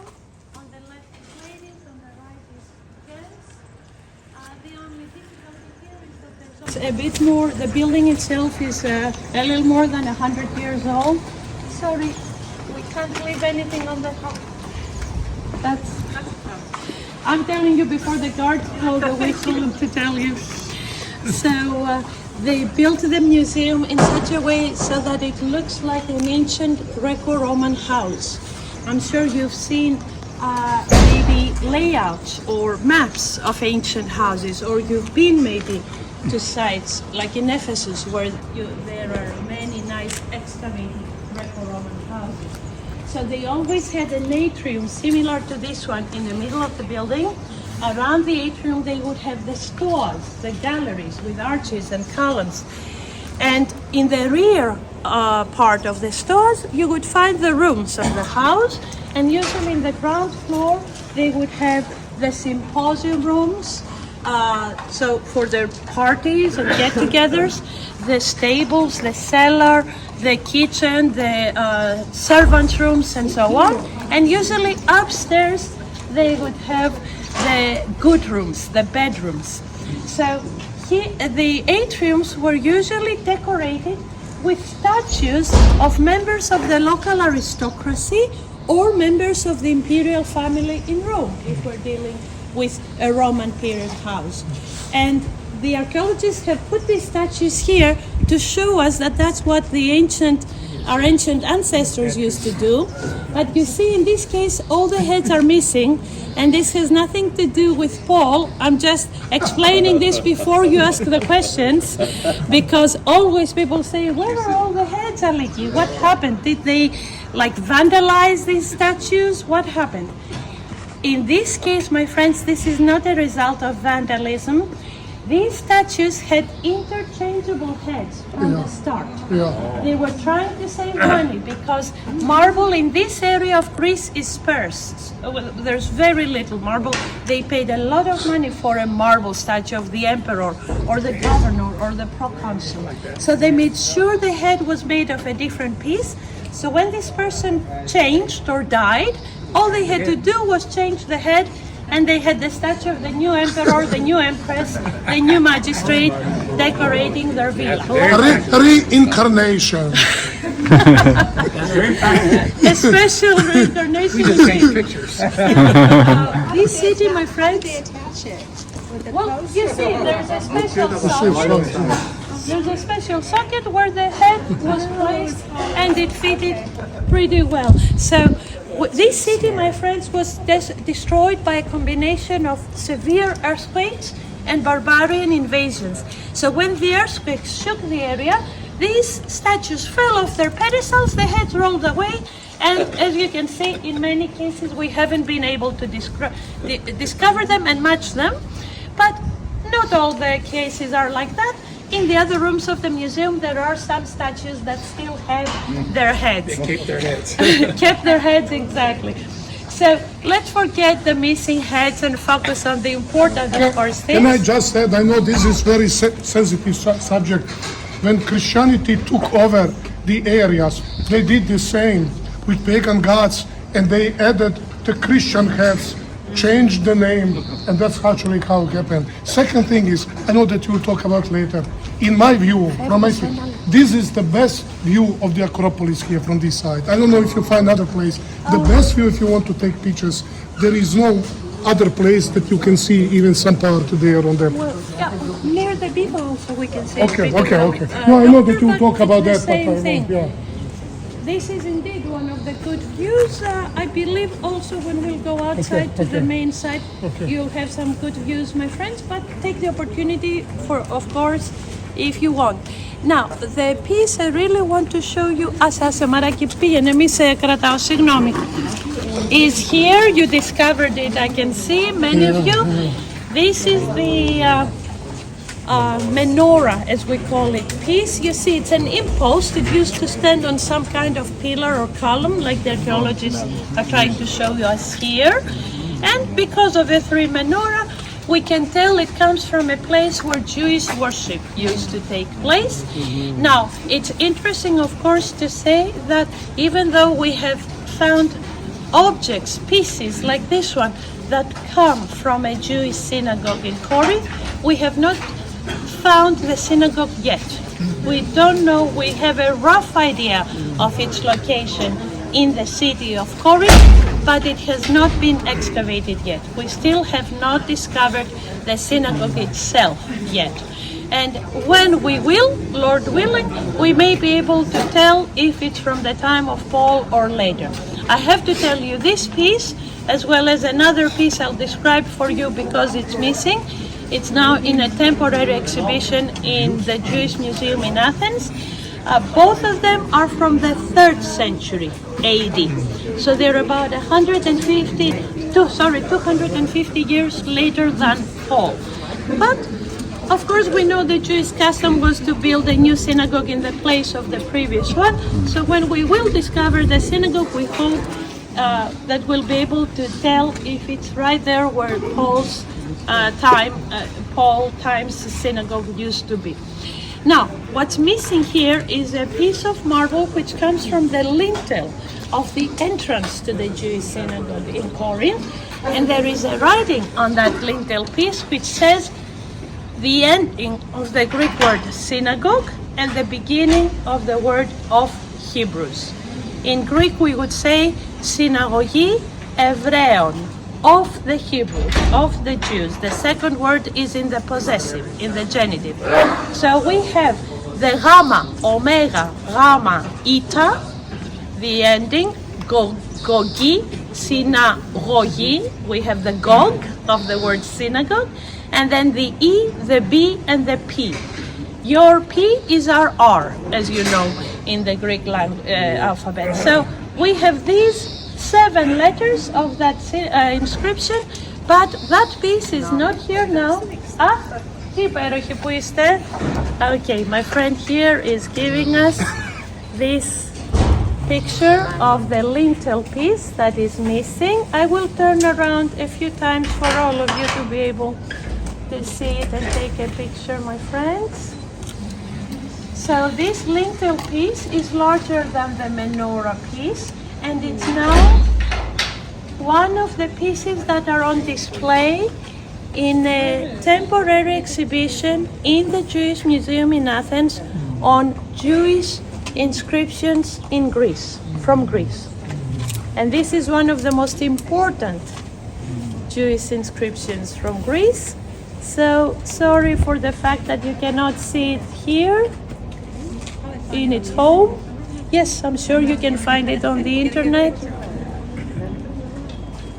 And maybe as you are looking at it, you can see the 7 letters I mentioned, starting with the gamma, omega, gamma, eta, and then epsilon, vita, and rho. Oh, I thought someone was standing behind me. Would you like to pass it around and see it from closer, my friends? Or are you happy? Is this also from the year 300? Around the This is, yes, from the late 3rd century as Late 3rd well. century. Gamma, omega, gamma, eta, epsilon, vita, and part of the rho. Oh, wow, part of the road there. Yeah. Synagogi Evreon. So there's no doubt nowadays that there was at least one Jewish synagogue in Corinth. Maybe there were more, because we have testimonies that give us numbers of Jewish people in Corinth. There's one historian who says there were 150,000 Jews in Corinth just before Paul's arrival. That's quite a population, as you can imagine. But other people think that that's an exaggeration, and maybe this historian is referring to the number of slaves in the city or something. He's not calling them Jews, of course. I'm just saying that he's giving a number, but we don't know if he's really referring to the Jewish people or other groups of people in the city. But remember, this was a city of about 500,000 people, so very, very large. You'd like to share I just here? want, if you go to the book of Acts, chapter 18, verse 4, Paul came to Corinth. We will talk about that. He found Priscilla and Aquila. It says, every Sabbath he reasoned in the synagogue with the Jews, trying to persuade both Jews and Greeks. And after that, the Jews rejected Paul's preaching, so Paul now turned to the Gentiles. He went to the marketplace and argued them. But the beginning of Paul's work, we don't know if it was one synagogue or more. If it was one, then we have a clear historical and archaeological evidences about presence of Jews. No, actually, thank you for the question, Karen. Well, they found the 2 pieces in the same sector of excavations, yes, same neighborhood, but not in the same building. And actually, just before we conclude our guided tour outside, in the marketplace area, I will show you where each piece was found. So that way they believe that in the future, the synagogue will be discovered in that area of the excavations, but we don't really know where exactly it is. They've not uncovered it yet. They have not uncovered it or even located it yet. It's very interesting that Luke uses singular synagogue. Yes, rather than plural. Yes. It points. It's it an points for something. indication Yeah, it's that indication. there was only one. So, my friends, we are now, of course, enjoying this, but also kind of lingering, because we want to go inside the small room where our friends from bus number 1 went when they saw that we had occupied the atrium. So in a couple of minutes, we'll just trade spots and swap places. And we're going to go in a small room which is dedicated to the cult of Asclepius. Χίλια ευχαριστώ, θα έρθει και η Μαρία και κάτι χρειάζεται. Είμαστε μαζί. Όχι στη Μαρία, Okay. Sorry, we're just joking that they will not show it to the rest of our people, just to us. They refused to give that picture to my friend Maria, they're just joking. So we're going to see a room that is dedicated to the honor of the god of medicine Asclepius. And that's not the reason why we want to go there. We want to go to see the famous terracotta body parts from this excavation. And I don't want to shock you, there will be parts of the body that are not really usually obvious and open to see, they're usually covered. But the point is to remember and make the connection with something that Paul wrote in in the first, as we call it, letter to the Corinthians, and that's about the body parts, the members of the body, where he uses the metaphor in order to tell the Christians here who had many problems also with classes, Dr. Ranko, and equality or inequality was a big issue here. There were some people from the upper classes arriving to the meals of love earlier and getting all the food, and then the other people, the poorer people who had to work, would not find anything to eat and so on. So he's trying to teach them a lesson according to many Bible scholars, and he's using the equality of the members of the human body to tell them, like those members are equal, you are equal too. So that's why it's worth taking a quick look at these body parts as soon as we're able. So these were put together by the Christian church. These are put together by the Christian church. No, not at all. The pagans, the Greeks who lived here and honored the pagan gods before the time of Paul. But they still went on honoring the god of medicine in Paul's time, and these were offerings to them. I will explain now, my dear. Come closer if you'd like, my friends. So, my dear friends, this is a very small room. I know there's not enough room for maybe all of you, or maybe we'll have to really stand one close to the other, like, we have to crowd up a little. But, like sardines in a box, as we usually say. But this is going to be a very quick thing. We come here, as I explained, mainly to just take a quick look, take a quick picture, and then we'll exit. Now, let me explain that when the ancient people, Greeks and others, honored the god of medicine Asclepius, God bless, who was a son of Apollo, by the way, they honored him by making replicas of the afflicted part of their body and offering these replicas to the god as a votive offering, as a present. And they would pray for healing. So if you had a problem with your eye, if you had a problem with your ear, with your throat, with your hand or foot and so on, you would, in this case, you would buy one of these replicas made of clay from the marketplace where we'll go later in the town. These were all products of mass production. They were available in the potter's quarter in the marketplace of ancient Corinth. Yes, please, sorry. You didn't mention if you have problem with the brain. Do you see that? I'll get to that, doctor. Give me a sec. So I'm just explaining the idea behind these body parts, my friends. These were votives. They would visit the shrine of Asclepius, offer this as a present, and pray for healing. That's the idea behind these body parts.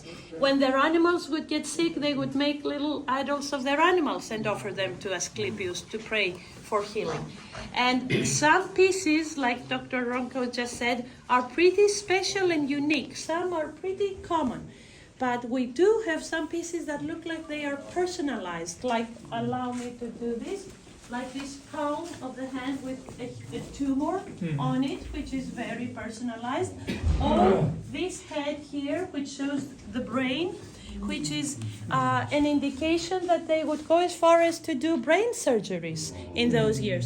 And actually, we have excavated the cemeteries outside the walls of Corinth, and we have found skeletons, not only in Corinth, but also in other parts of Greece, where we can see trepanation. We see the bones of the skull have healed after a brain surgery, and we can tell that some of these patients had actually survived these brain surgeries. It's pretty wild if you think about it without anesthetic or anything. So where was Asclepion? The Asclepion shrine is about half a mile away in the direction of the sea, beyond the little village around the archaeological site. Help us It's understand. a 20-minute walk from where we are. Help us understand. In Pergamum probably was the largest. As far as I know, Corinth was the second after. Am I correct? Second most important in Greece, not In in Greece. the world or in the Mediterranean. Pergamum, you all know, yes, had the main Asclepion shrine. In Greece, it was Epidaurus first, Dr. Ranko, which was famous for Asclepius cult, and then Corinth. And in every area, my friends, they made the votive offerings, these body parts, out of the material they had in abundance. In Athens, these are made of marble. In other areas, are made of metal. Here, it was clay they were famous for, so the body parts were made of clay.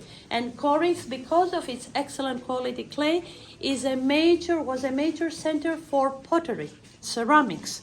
The Corinthian ceramics traveled all around the world.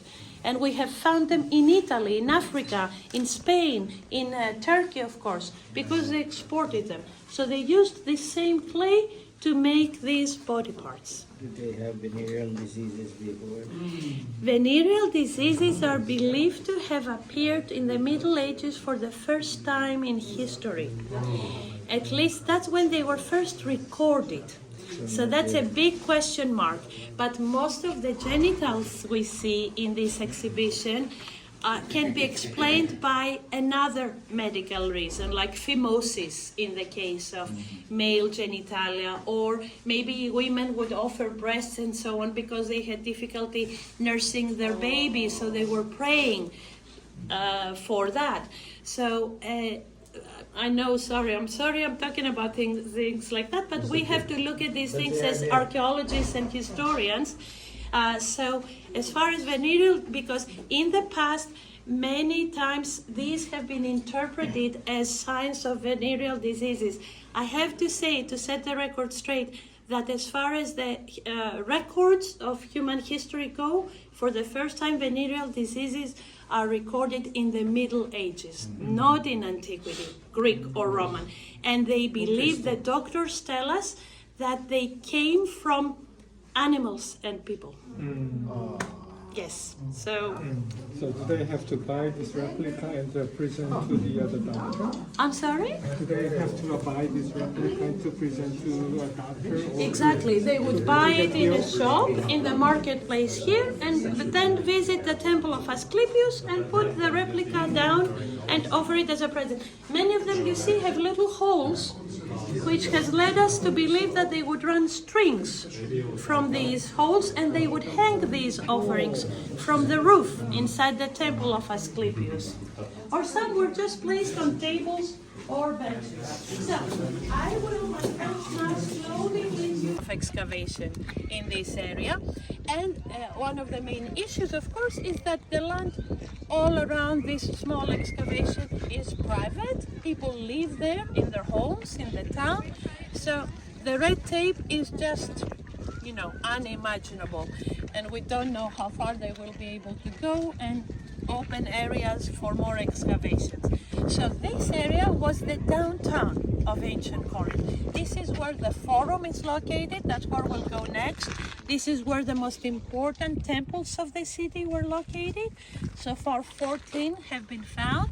And of all these 14 temples, it looks like the most important was this one, Apollo's temple, which was a Doric order temple, as you can see, made of limestone, but like all the Corinthian temples, it was coated with marble plaster, marble stucco. So when you would look at it in Paul's time, you would see a building that looked like it was made of marble, but it was really limestone because we don't have marble in this area. And 7 out of 38 pillars have survived and have been restored.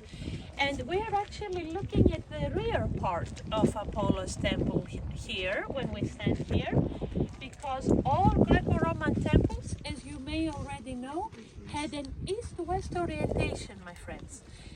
That's why when we climbed the Acropolis yesterday, I told you this is again the rear. We have to go around the Parthenon to see the entrance. And that's what we did. And we stood close to the entrance and we talked about the optical illusions and refinements of the Parthenon. So the entrance to the Greco-Roman temples was on the east side. So if we walk around to the other side, the east side of this temple, there's a large stone, actually marble foundation in front of the side where the entrance used to be, and that's what's left of the altar of Apollo. And in this case, this is an altar where animal sacrifices used to take place as well, and this is the place where we usually remember the verses from Paul's first letter to the Corinthians, where he discusses the issue of meat that has been offered to idols, because we have a reason why we do this here. Just north of Apollo's temple, the archaeologists discovered a number of symposium rooms, banqueting rooms, which we believe, based on the discoveries, that these were rent or given to groups of friends of people from Corinth, or clubs or unions who would like to throw a party and invite their members. And during these banquets there would be dancing and singing and a lot of eating and drinking, and the food would be provided by the people, the priests of the temple, who were making money from renting these rooms to the people who wanted to use them for their parties. So sometimes there would be people who had converted to Christianity who would participate in these parties because they were members of a union or a guild or something like that, a sport club. And that's where they would often have to wonder, can I eat this meat that they are serving me or not? So next time, my friends, if I may say so, next time you discuss that issue, think of this area. I myself find it so helpful to visualize, to have an image in my mind when I discuss my archaeological or historical issues. So maybe you pastors will find it helpful to see, like you're doing now, the place first, and then of course use this imagery maybe in your teachings. So this is definitely an area where they would take the surplus meat from the sacrifices, because imagine on the days of the religious festivals the blood would be running from the altar, because they would sacrifice hundreds of chickens, of goats, of sheep, of cows, of bulls, of oxen, and there would be a lot of extra meat. Some of it would be burnt on the altars, some of it would be taken by the priests, maybe the best parts, and then the rest of the meat would be given to these parties, offered at these parties, or sold in the Macellum, the meat market of the city. Give me a second, my dear, and I will show you before we finish this tour where the meat market has been discovered. We have actually excavated the meat market of ancient Corinth, and believe me, it's just a step away from this temple. It's very close to the temple. Yes, sir? Any records that they offered pigs? Any records that they offered pigs? Not specific records, but we know from all of the texts referring to the religious rituals of the ancient Greeks that pigs were included. It was an animal that was often slaughtered on the altars, yes. It was very common to offer pigs. Any other questions or something you would like to? 1 Corinthians chapter 8 to 11, Paul is discussing two issues. there are two parts. In the mid between the two parts, Paul is setting his own example, how he try, not to create unnecessary things to be stumbling block to others. In the first part, Paul is discussing, as you mentioned, about the meat sacrificed to idols, and you go to the temple to participate in eating that meat. But when you're going to second part, after Paul sets his own example, he's talking about everything what is sold on the market, you mentioned. So I believe for us pastors, very, very important that we keep those things in mind. And I remember before, probably we showed to us, we have some remains of those shops where possible the meat was sold. Well, I'll show the location of the meat market, yes, and it will be up to people who would like to go closer to that area in the free time to do that. So, my friends, let's move on. Let's go on to the next place and stick to the most important things, because this can take hours and hours, and that's not what we want to do today. So, just briefly, the Temple of Apollo dates back to the 6th century before Christ. It's one of the oldest temples we have discovered in all of Greece so far. And earlier, my friends, I began to talk about the city of Corinth in general. So let me tell you on the way now to the forum, to the marketplace, that the area of Corinth, because of all the advantages that I mentioned on the bus on the way here, the fertile soil, the water, the proximity to the sea, the safety that they felt thanks to the Acropolis that protected them. Because of all these advantages, this area was inhabited has been inhabited, according to the experts, since 7,000 before Christ. So this is one of the oldest archaeological sites in all of Greece. And the city of Corinth itself, as an organized urban center with a market and shops and a theater and a stadium and private homes, etc., has been here since 900 before Christ. So this is a city that was continually inhabited for more than, let's say, 2,900 years, because it's still inhabited, as you can see, this area. So the peak of glory for the city of Corinth was in the 7th and 6th centuries before Christ. That is the period that we call in Greek history the Archaic period. So in the Archaic years, the Corinthians traveled around the Mediterranean and built a number of colonies. At the same time, they built the slipway I mentioned on the way here, where they used to haul ships across the isthmus. And because of their navy and their colonies and the trade that was going on in this city, they became one of the main enemies of Athens. We all know of Sparta as the main enemy of Athens, but believe me, Corinth was a terrible enemy of Athens as well. And we were saying on the bus that there was a civil war, the Peloponnesian War, that took place in the end of the 5th century between Athens and its allies and Sparta and its allies. So I'm sure you can guess who Corinth sided with. And actually the Corinthians were the instigators of that civil war. The war started because of Corinth, and the Corinthians were very happy to see their enemies, the Athenians, humiliated and defeated by the Spartans in the civil war. So Corinth was a major rival of Athens. So even though the city reached its peak in the 700s and 600s, in the next century, the golden age for Athens, the glory of Corinth was overshadowed by the glory of Athens, and that's why the Corinthians, as I said, were the instigators of this civil war.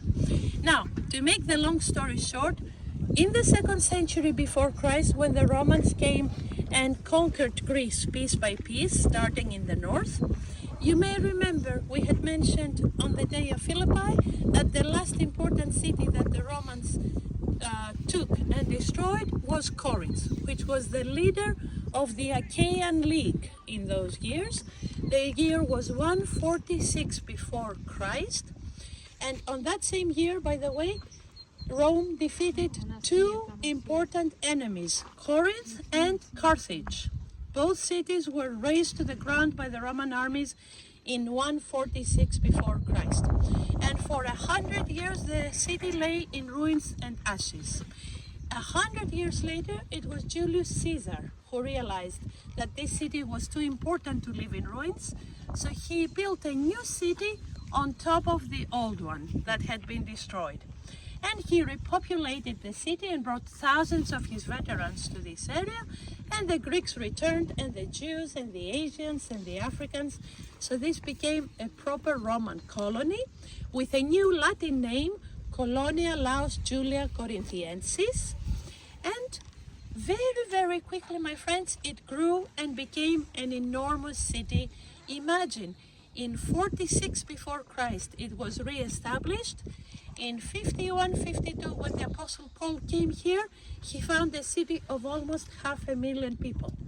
That happened in about 100 years, a little more than 100 years. That's just impossible to believe. How can we explain it? Location. A city like Corinth with so many advantages attracted people like a huge magnet, a big magnet. And trade was the #1 activity. You can understand why. Corinth is on the crossroad between east and west. Imagine all the caravans bringing spices all the way from India, bringing ivory from Asia and Africa, bringing gold, bringing silk all the way from China. They would stop here and then they would continue their journey to Rome. And it's 11 o'clock, my friends. Every hour, on the hour, the church bells ring and give us the time, tell us the time. That's a church of Mary in the village Greek Orthodox Church. So the fatal blow, my friends, to Corinth was dealt in the 4th century when Rome was taken by the Goths, by the barbarians. When the economy of Rome collapsed, the economy of Corinth collapsed. And after that, we hear very little about Corinth. And later it's destroyed by earthquakes and barbarian raids, and that's it. By the 900s AD, we hear nothing more about Corinth. And we assume people had moved to go either to the Acropolis for safety or closer to the water, where modern Corinth is today.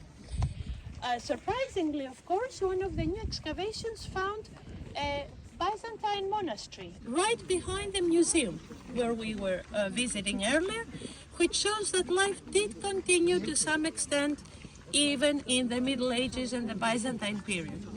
Now, let's not say more about the history. Let's just look around before we move to the most important area, which is where the bema of Corinth is located. This is a marketplace. This is an agora or forum. This is the Roman period forum. So all the ruined buildings you see around you, where most of them are mostly shops, I was just going to say, most of them date back to the 1st century, the time of Paul.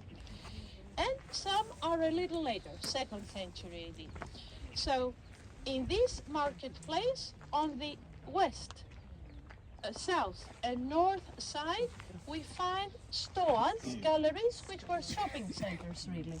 For example, when we face north from here, of course you see the columns of Apollo's temple on that small hill, but in front of them, the piles of stones and pieces of walls you see belong to 15 little shops that were lining that area, that northwest area of the market. One of them you see right there in the middle is preserved in an excellent state of preservation. That vaulted roof you see is the roof of one of these 15 shops. And I have to tell you, it was found like that. It has not been restored.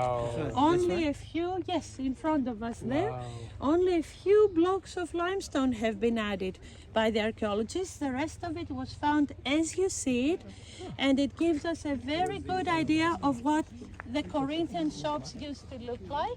And because of the space inside that room, the archaeologists believe that the owners of that shop would have their home upstairs and their shop downstairs. So imagine that space divided in 2 levels. Upstairs they would live, downstairs they would work and sell. So it's not difficult for us to imagine the 3 tent makers, Paul and Aquila and Priscilla, working and making their tents in a shop similar to that one somewhere in this market area. As you can imagine, for hundreds of years now, the archaeologists, well, more than 100 years, the archaeologists have been looking for the tent maker's quarter. Something we can connect to the Apostle Paul and Aquila and Priscilla. Now, they first thought that quarter of the tent makers was in the southern shopping area of the forum, where we have found 31 little shops, one next to the other. They occupy almost the entire length of the southern side. But I have to tell you, this theory has now changed. Remember, theories change based on new data. So now they believe that the Potter's Quarter may have been in the area just north of Apollo's temple. That area is not open to visitors because it's one of the new current excavations and everything is covered up. So even if you go there, there won't be anything, I'm afraid, to see. Why do they think so? Because on the ground in that area behind Apollo's temple, they found sockets that look like they could be the sockets for tent awnings. Because in Paul's time, my friends, it's awnings we're talking about, not the proper tents like the ones we have nowadays. You know, no Gore-Tex or anything like that. They were very simple tent awnings made from silicium, which was the famous fabric made from goat's hair, which originated in Cilicia, where Paul was from, because Tarsus is in Cilicia, now southeastern Turkey, or leather. But again, I have to say something that is very widely said and believed is not actually archaeologically accurate. Corinth was not known for leather. Okay, I'm sorry if I'm sorry for that. We have no evidence, no archaeological evidence or literary evidence that Corinth was famous especially for leather. Surely leather was used to some extent, but it was mostly silicium, the goat's hair fabric that they used for tents. Okay, so even though people say, oh, Corinthian leather, like Ricardo Molderbach, yeah, we have nothing to support that. I have to be honest, we are scholars, we have to examine the facts, so there's nothing in the literary sources or this excavation to suggest that. Okay. So now it's on the north. North of Apollo's temple, they have found a second smaller marketplace with a number of shops, and possibly also the tent makers worked here. We'll wait for the archaeologists to find more so we can be 100% sure or close to that. Okay. How much more is underground? Who knows what they will discover? Who knows, as you say. So let's go closer to the Bema, my friends. And there's so much to say in Corinth. I don't know what to start with, my friends. Another huge factor in the life of the city was the Isthmian Games. I'm sure you're all familiar with the athletic metaphors that Paul uses, especially in 1 Corinthians. He talks about runners, wrestlers, boxers. He says that they run like, aimlessly, let's say. But, yes, exactly, boxing the air. But, and they do it, he says, for a perishable wreath, a wreath that will not last a long time. Whereas, the Christians, of course, do something different. And then, of course, in I think 2 Corinthians 5 it is, where he talks about the bema that you mentioned also the other day, Dr. Ranko, and says that we will receive the eternal wreath there. Imperishable. Imperishable, thank you, from Jesus. So my friends, the Isthmian Games were held every 4 in the beginning and later every 2 years in the area of the Isthmus, where the canal is today, a few miles away. And that's why I'm mentioning the games, because of the tent makers. That's why the tent makers in Corinth had a lot of business. Because imagine, every 4 years, and in Paul's time every 2 years, there would be huge crowds of people who would come here from all around the Mediterranean world looking for a tent that they could buy from the tent makers here and set it up near the stadium at the Isthmus and spend the day in the stadium and the night in the tent. And there were many tent makers in Corinth, and we have found inscriptions that mention guilds of tent makers. They even had guilds and unions of tent makers here. I'm saying this because often people say, why would they go after the tents in a luxurious, large, wealthy city like this one? Well, because the stadium is almost 20 miles away. Of course, they would not make this journey every day, every morning, every evening. They would buy a tent and go and put it close to the stadium and stay in that area during the games. So Paul spent a year and a half in an area where people were crazy about sports, and he was fully aware of that. That's why when he wrote, he used the images of athletes to get the message through. That's another thing we can connect to Paul's letters. He knew people would immediately get what he was trying to tell them if he talked to them about athletes and sports and wreaths. And you know what the wreath they received here at the Isthmian Games was made of? Withered celery. Oh. It was not an olive wreath, it was not a laurel wreath, it was made of celery, dry celery, according to the historians. So that was definitely a perishable wreath, and we see that Paul really knew what he was talking about. Actually, sorry? Well, there are ancient myths that explain why celery was important in this area. It was one of the ancient heroes of Corinth who had been laid on a plant of celery in order to be saved from a snake that was about to bite him. Anyway, it's a local myth. I don't want to go into the details and bore you with the Greek mythology, but celery was of great importance in this specific area, so they had decided that, my friends. So actually the first running course in the ancient Greek times, before the Romans' arrival, was exactly in this area where now we have the Roman Forum. We have actually found a starting line buried under the Roman ruins on that east end of the marketplace. So we know that the market in the Greek times was used also for the games. And actually many Bible scholars believe that another reason why Paul seems to be in a hurry to leave Athens is because he wanted to get to Corinth when the games would be taking place. People were here. Exactly. He knew he would find larger crowds if he came when the games were taking place, and after he would be done, his message would travel to more places by these people. And finally, my friends, I know this is too much, but you know, it's all connected to Paul. Sorry to bore you. Let's go, the bema. Let's go closer if you'd like.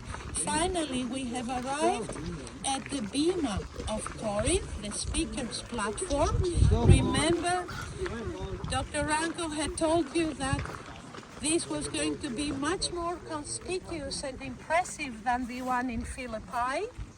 And you can see it is. So, my friends, look at this limestone platform. There is a sign in Greek and English, Vima. In Greek, it's a V sound. The letter beta is actually a vita for us. So that's a Vima, a step, where a speaker could stand to elevate himself and address an assembly. But the Romans loved monumental buildings. They wanted to impress, so they had raised the platform when they had re-established the city, and they had coated it with marble slabs, like the one brand new one on the right side, which the archaeologists put to show you that the entire platform was surrounded by marble slabs. It was coated, as we say, to give the impression of marble rather than limestone. And up there, on top of the bema, is where Gallio, the leaders, would be, in our case, Gallio, whereas Paul was dragged here, in front of the bema by the Jews, and stood here in front of Gallio, facing the proconsul of Achaia, who, thank God, proved that he was a very sensible and wise person and could see the real intentions, we could say, of the Jewish people. But from the historian's point of view, my friends, before I let Dr. Ranko share, let me tell you that the bema in the Roman colony of Corinth was more than a speaker's platform.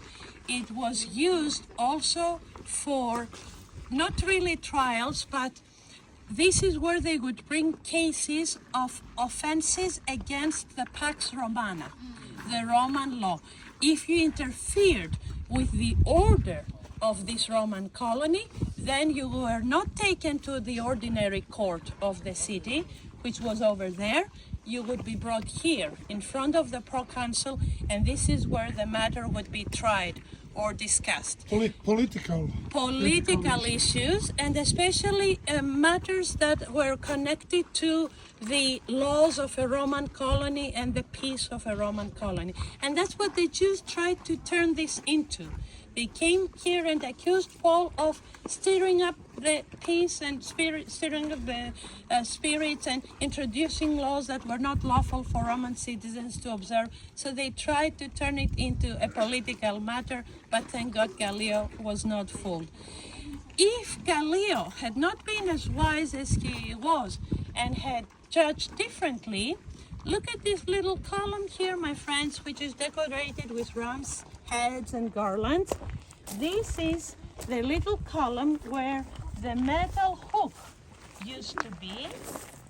I'll show you where we have found the little hole where we think the hook. Yes, thank you. Bravo. On this side. So if Paul had been sentenced to be whipped or flogged or beaten or even executed, they would have made him to kneel here, embrace this column. He would be tied to the hook that was here, the ring, and this is where he would have been punished in full view of everybody, in public view, in front of the beam. This is the only case in Greece where this column of punishment has survived right in the place where it used to be in Paul's time. Can I just say, this is how it looked in Philippi when Paul was coached there. Yes, this is Something similar. Yeah. Only the column there is not It's not there. We get the idea. In one place you can get so many times ideas from another place that were not preserved. So, is this a good place? Because Maria is done as well, Doctor, for your teaching. We are all waiting for you. No, I learned so much from you. No, I'm not saying that. So, my friends, this is now where we give our microphones to the street that was leading from here to the port of Corinth on the Adriatic Sea, which is the very street where, among other people, Phoebe, the deacon of the Church of St. Crea, walked, who was the carrier of Paul's letter to the Roman Church. So she walked on the street that I will show you in just a minute, and went to the port of Lycaon, the port of Corinth on the Adriatic Sea, to take the ship and sail west to Corinth was located. If you just for a second turn around, you see a pile of stones on this side with a sign, Propylea, and another pile of stones on the other side of the pathway. Imagine there would be a marble arch right here, my friends, which was one of the two main entrances to the forum for people coming from the harbors. Look at this nice marble road on this side. This is just a small piece of the road that was coming from the port of Corinth on the Adriatic Sea, which was called Lycaon, L-E-C-H-A-I-O-N.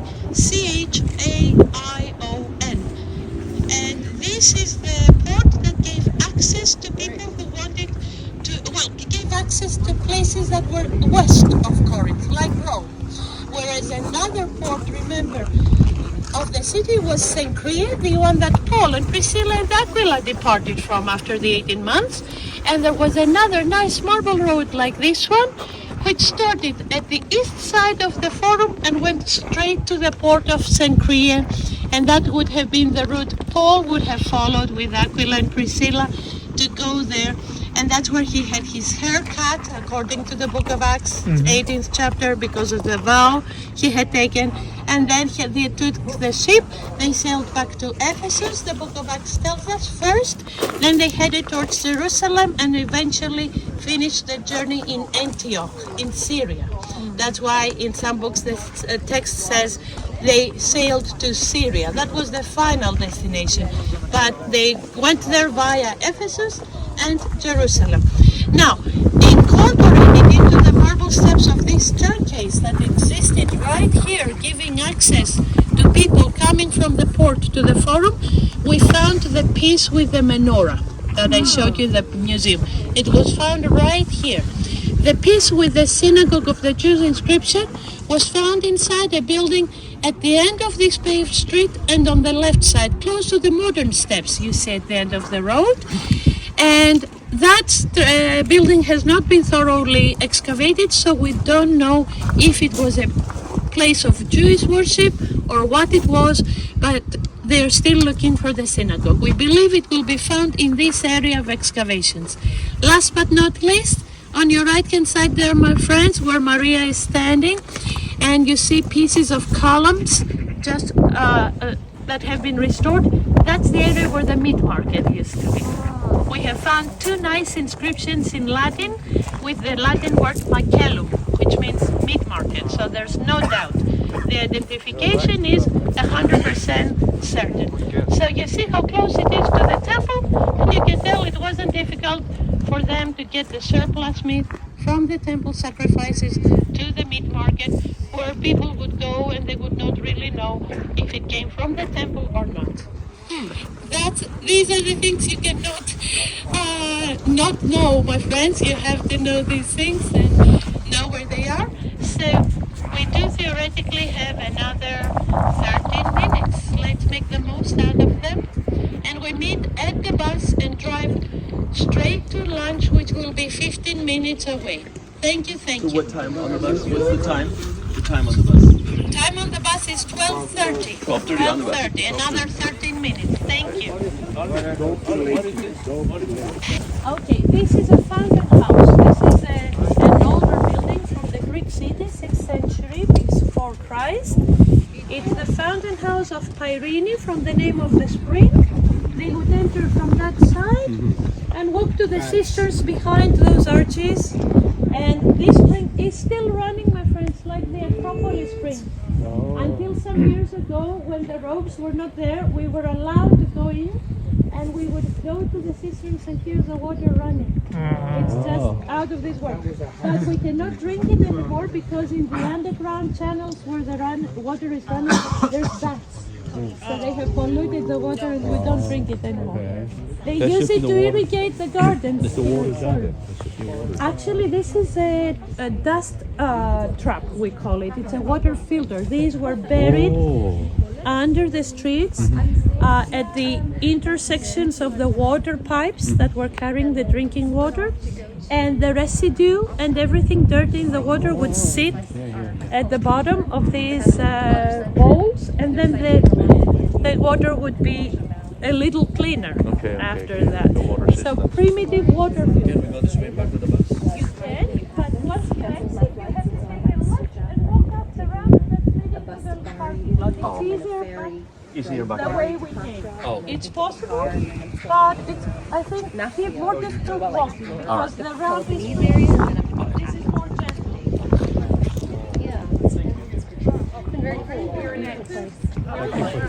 Oh, yeah, easy. It's hard to get a propped picture to look right.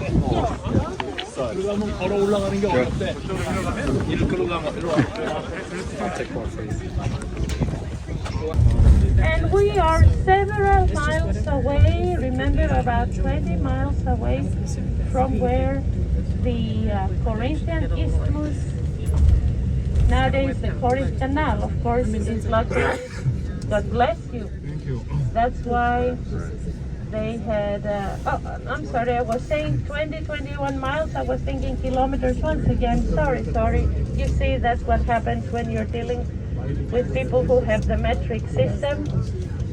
So I was thinking kilometers, so you know that's roughly 7 miles. 21 kilometers is like 7 miles. Sorry, I'm wrong again. 14 miles. Sorry, my friend. I was thinking feet and meters. Sorry, it's confusing. So we talked about the body parts. We talked about the issue of meat. We talked about the tents and talked about the athletic metaphors. There's one more thing concerning immorality in Corinth, if you don't mind, that is maybe worth pointing out. The idea of sacred prostitution, my friends, I just wanted to say this because many questions were asked, is not a Greek idea. It was imported from the East. In the East, it was very common for the Asian worshippers of the Asian gods to go to temples and find slaves who were called sacred slaves, who would offer themselves to the visitors to those temples. They would offer their bodies so that the visitors could use them to take pleasure. And especially at temples of the Asian goddess Astarte, this was very common. Astarte, Astarte, and it was imported, this custom of sacred slaves, sacred prostitutes. It came from Asia to Cyprus, which is a Greek island, independent country nowadays, but Greek island still. And from Cyprus it was imported into Corinth. And Corinth was actually the only place on mainland Greece where this practice used to go on, used to exist. As far as we can tell, there were no other places, no more places in Greece where sacred slaves, sacred prostitutes existed. And of course, for the sake of information, I have to tell you, this view, which is the prevailing, the dominant view, has been challenged. There are some modern day scholars and historians and archaeologists who believe that when Strabo wrote about the 1,000 girls or women and slave girls who belonged to Aphrodite's temple on the Acropolis, he was actually referring to a different, to a specific incident, a specific situation, and he was not talking about what was happening in general in Corinth. So it was very special, what the incident he's referring to. I'm afraid we will never actually learn if that's the case, or if he's referring to something that was a common practice, but both views exist. So for the sake of information, you have to be aware of all the existing theories and views. Something we do know for sure is that these women served the goddess. They were slaves that their owners had sold or offered to the temple of Aphrodite, or Venus in Latin, on the Acropolis hill of Corinth. And they offered, as I said before, their bodies to the visitors and received no payment themselves. The money that was offered went to the temple. So the temple, of course, was making a lot of money from these unfortunate women, and their heads were shaved, because all the slaves in ancient Greece had shaved heads. And we were talking about this with some of you on the day of Delphi, and we were saying that in the ancient world and in many places in the East, especially Middle East, etc., it's still that is still the case. A person's hair symbolizes his or her honor and pride. So when a person became a slave in those years, they shaved their hair, their heads, in order to show that they were slaves. They had no honor, no pride.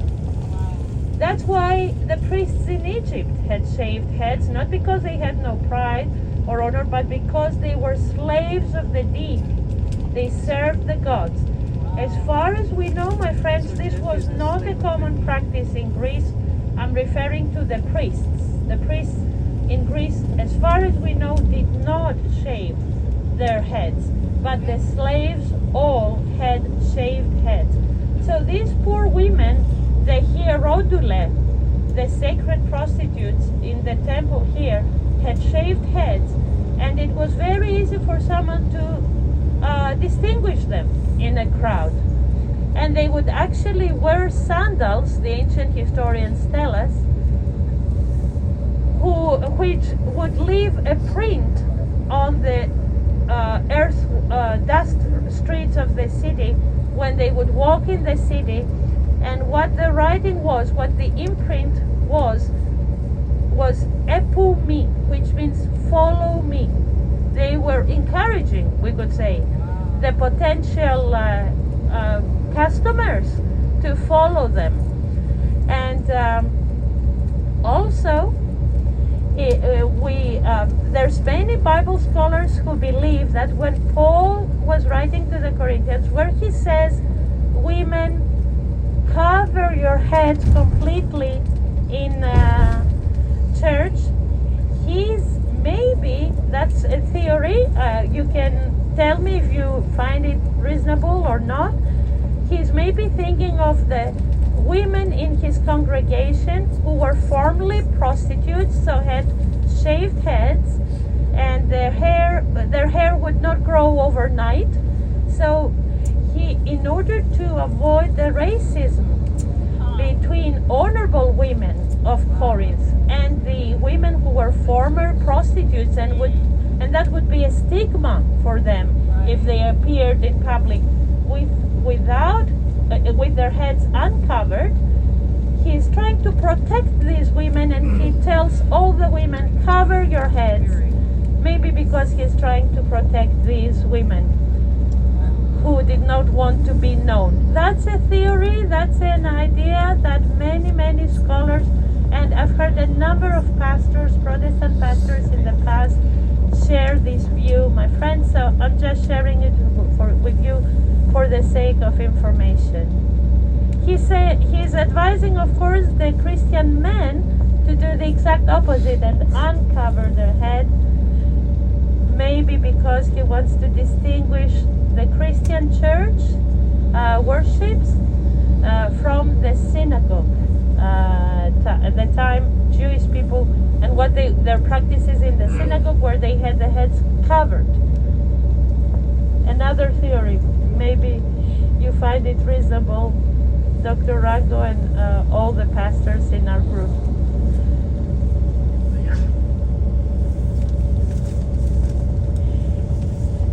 You can start have your own free time, which is going to be 2 hours.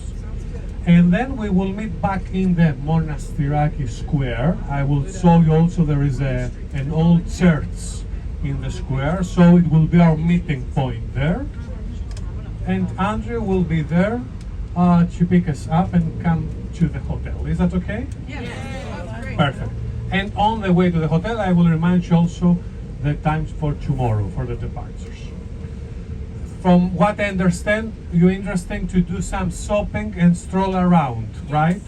Okay, so I will give you the directions. I mean, we will go in that area and we will show you where you can go. Okay, there are all kinds of shops there.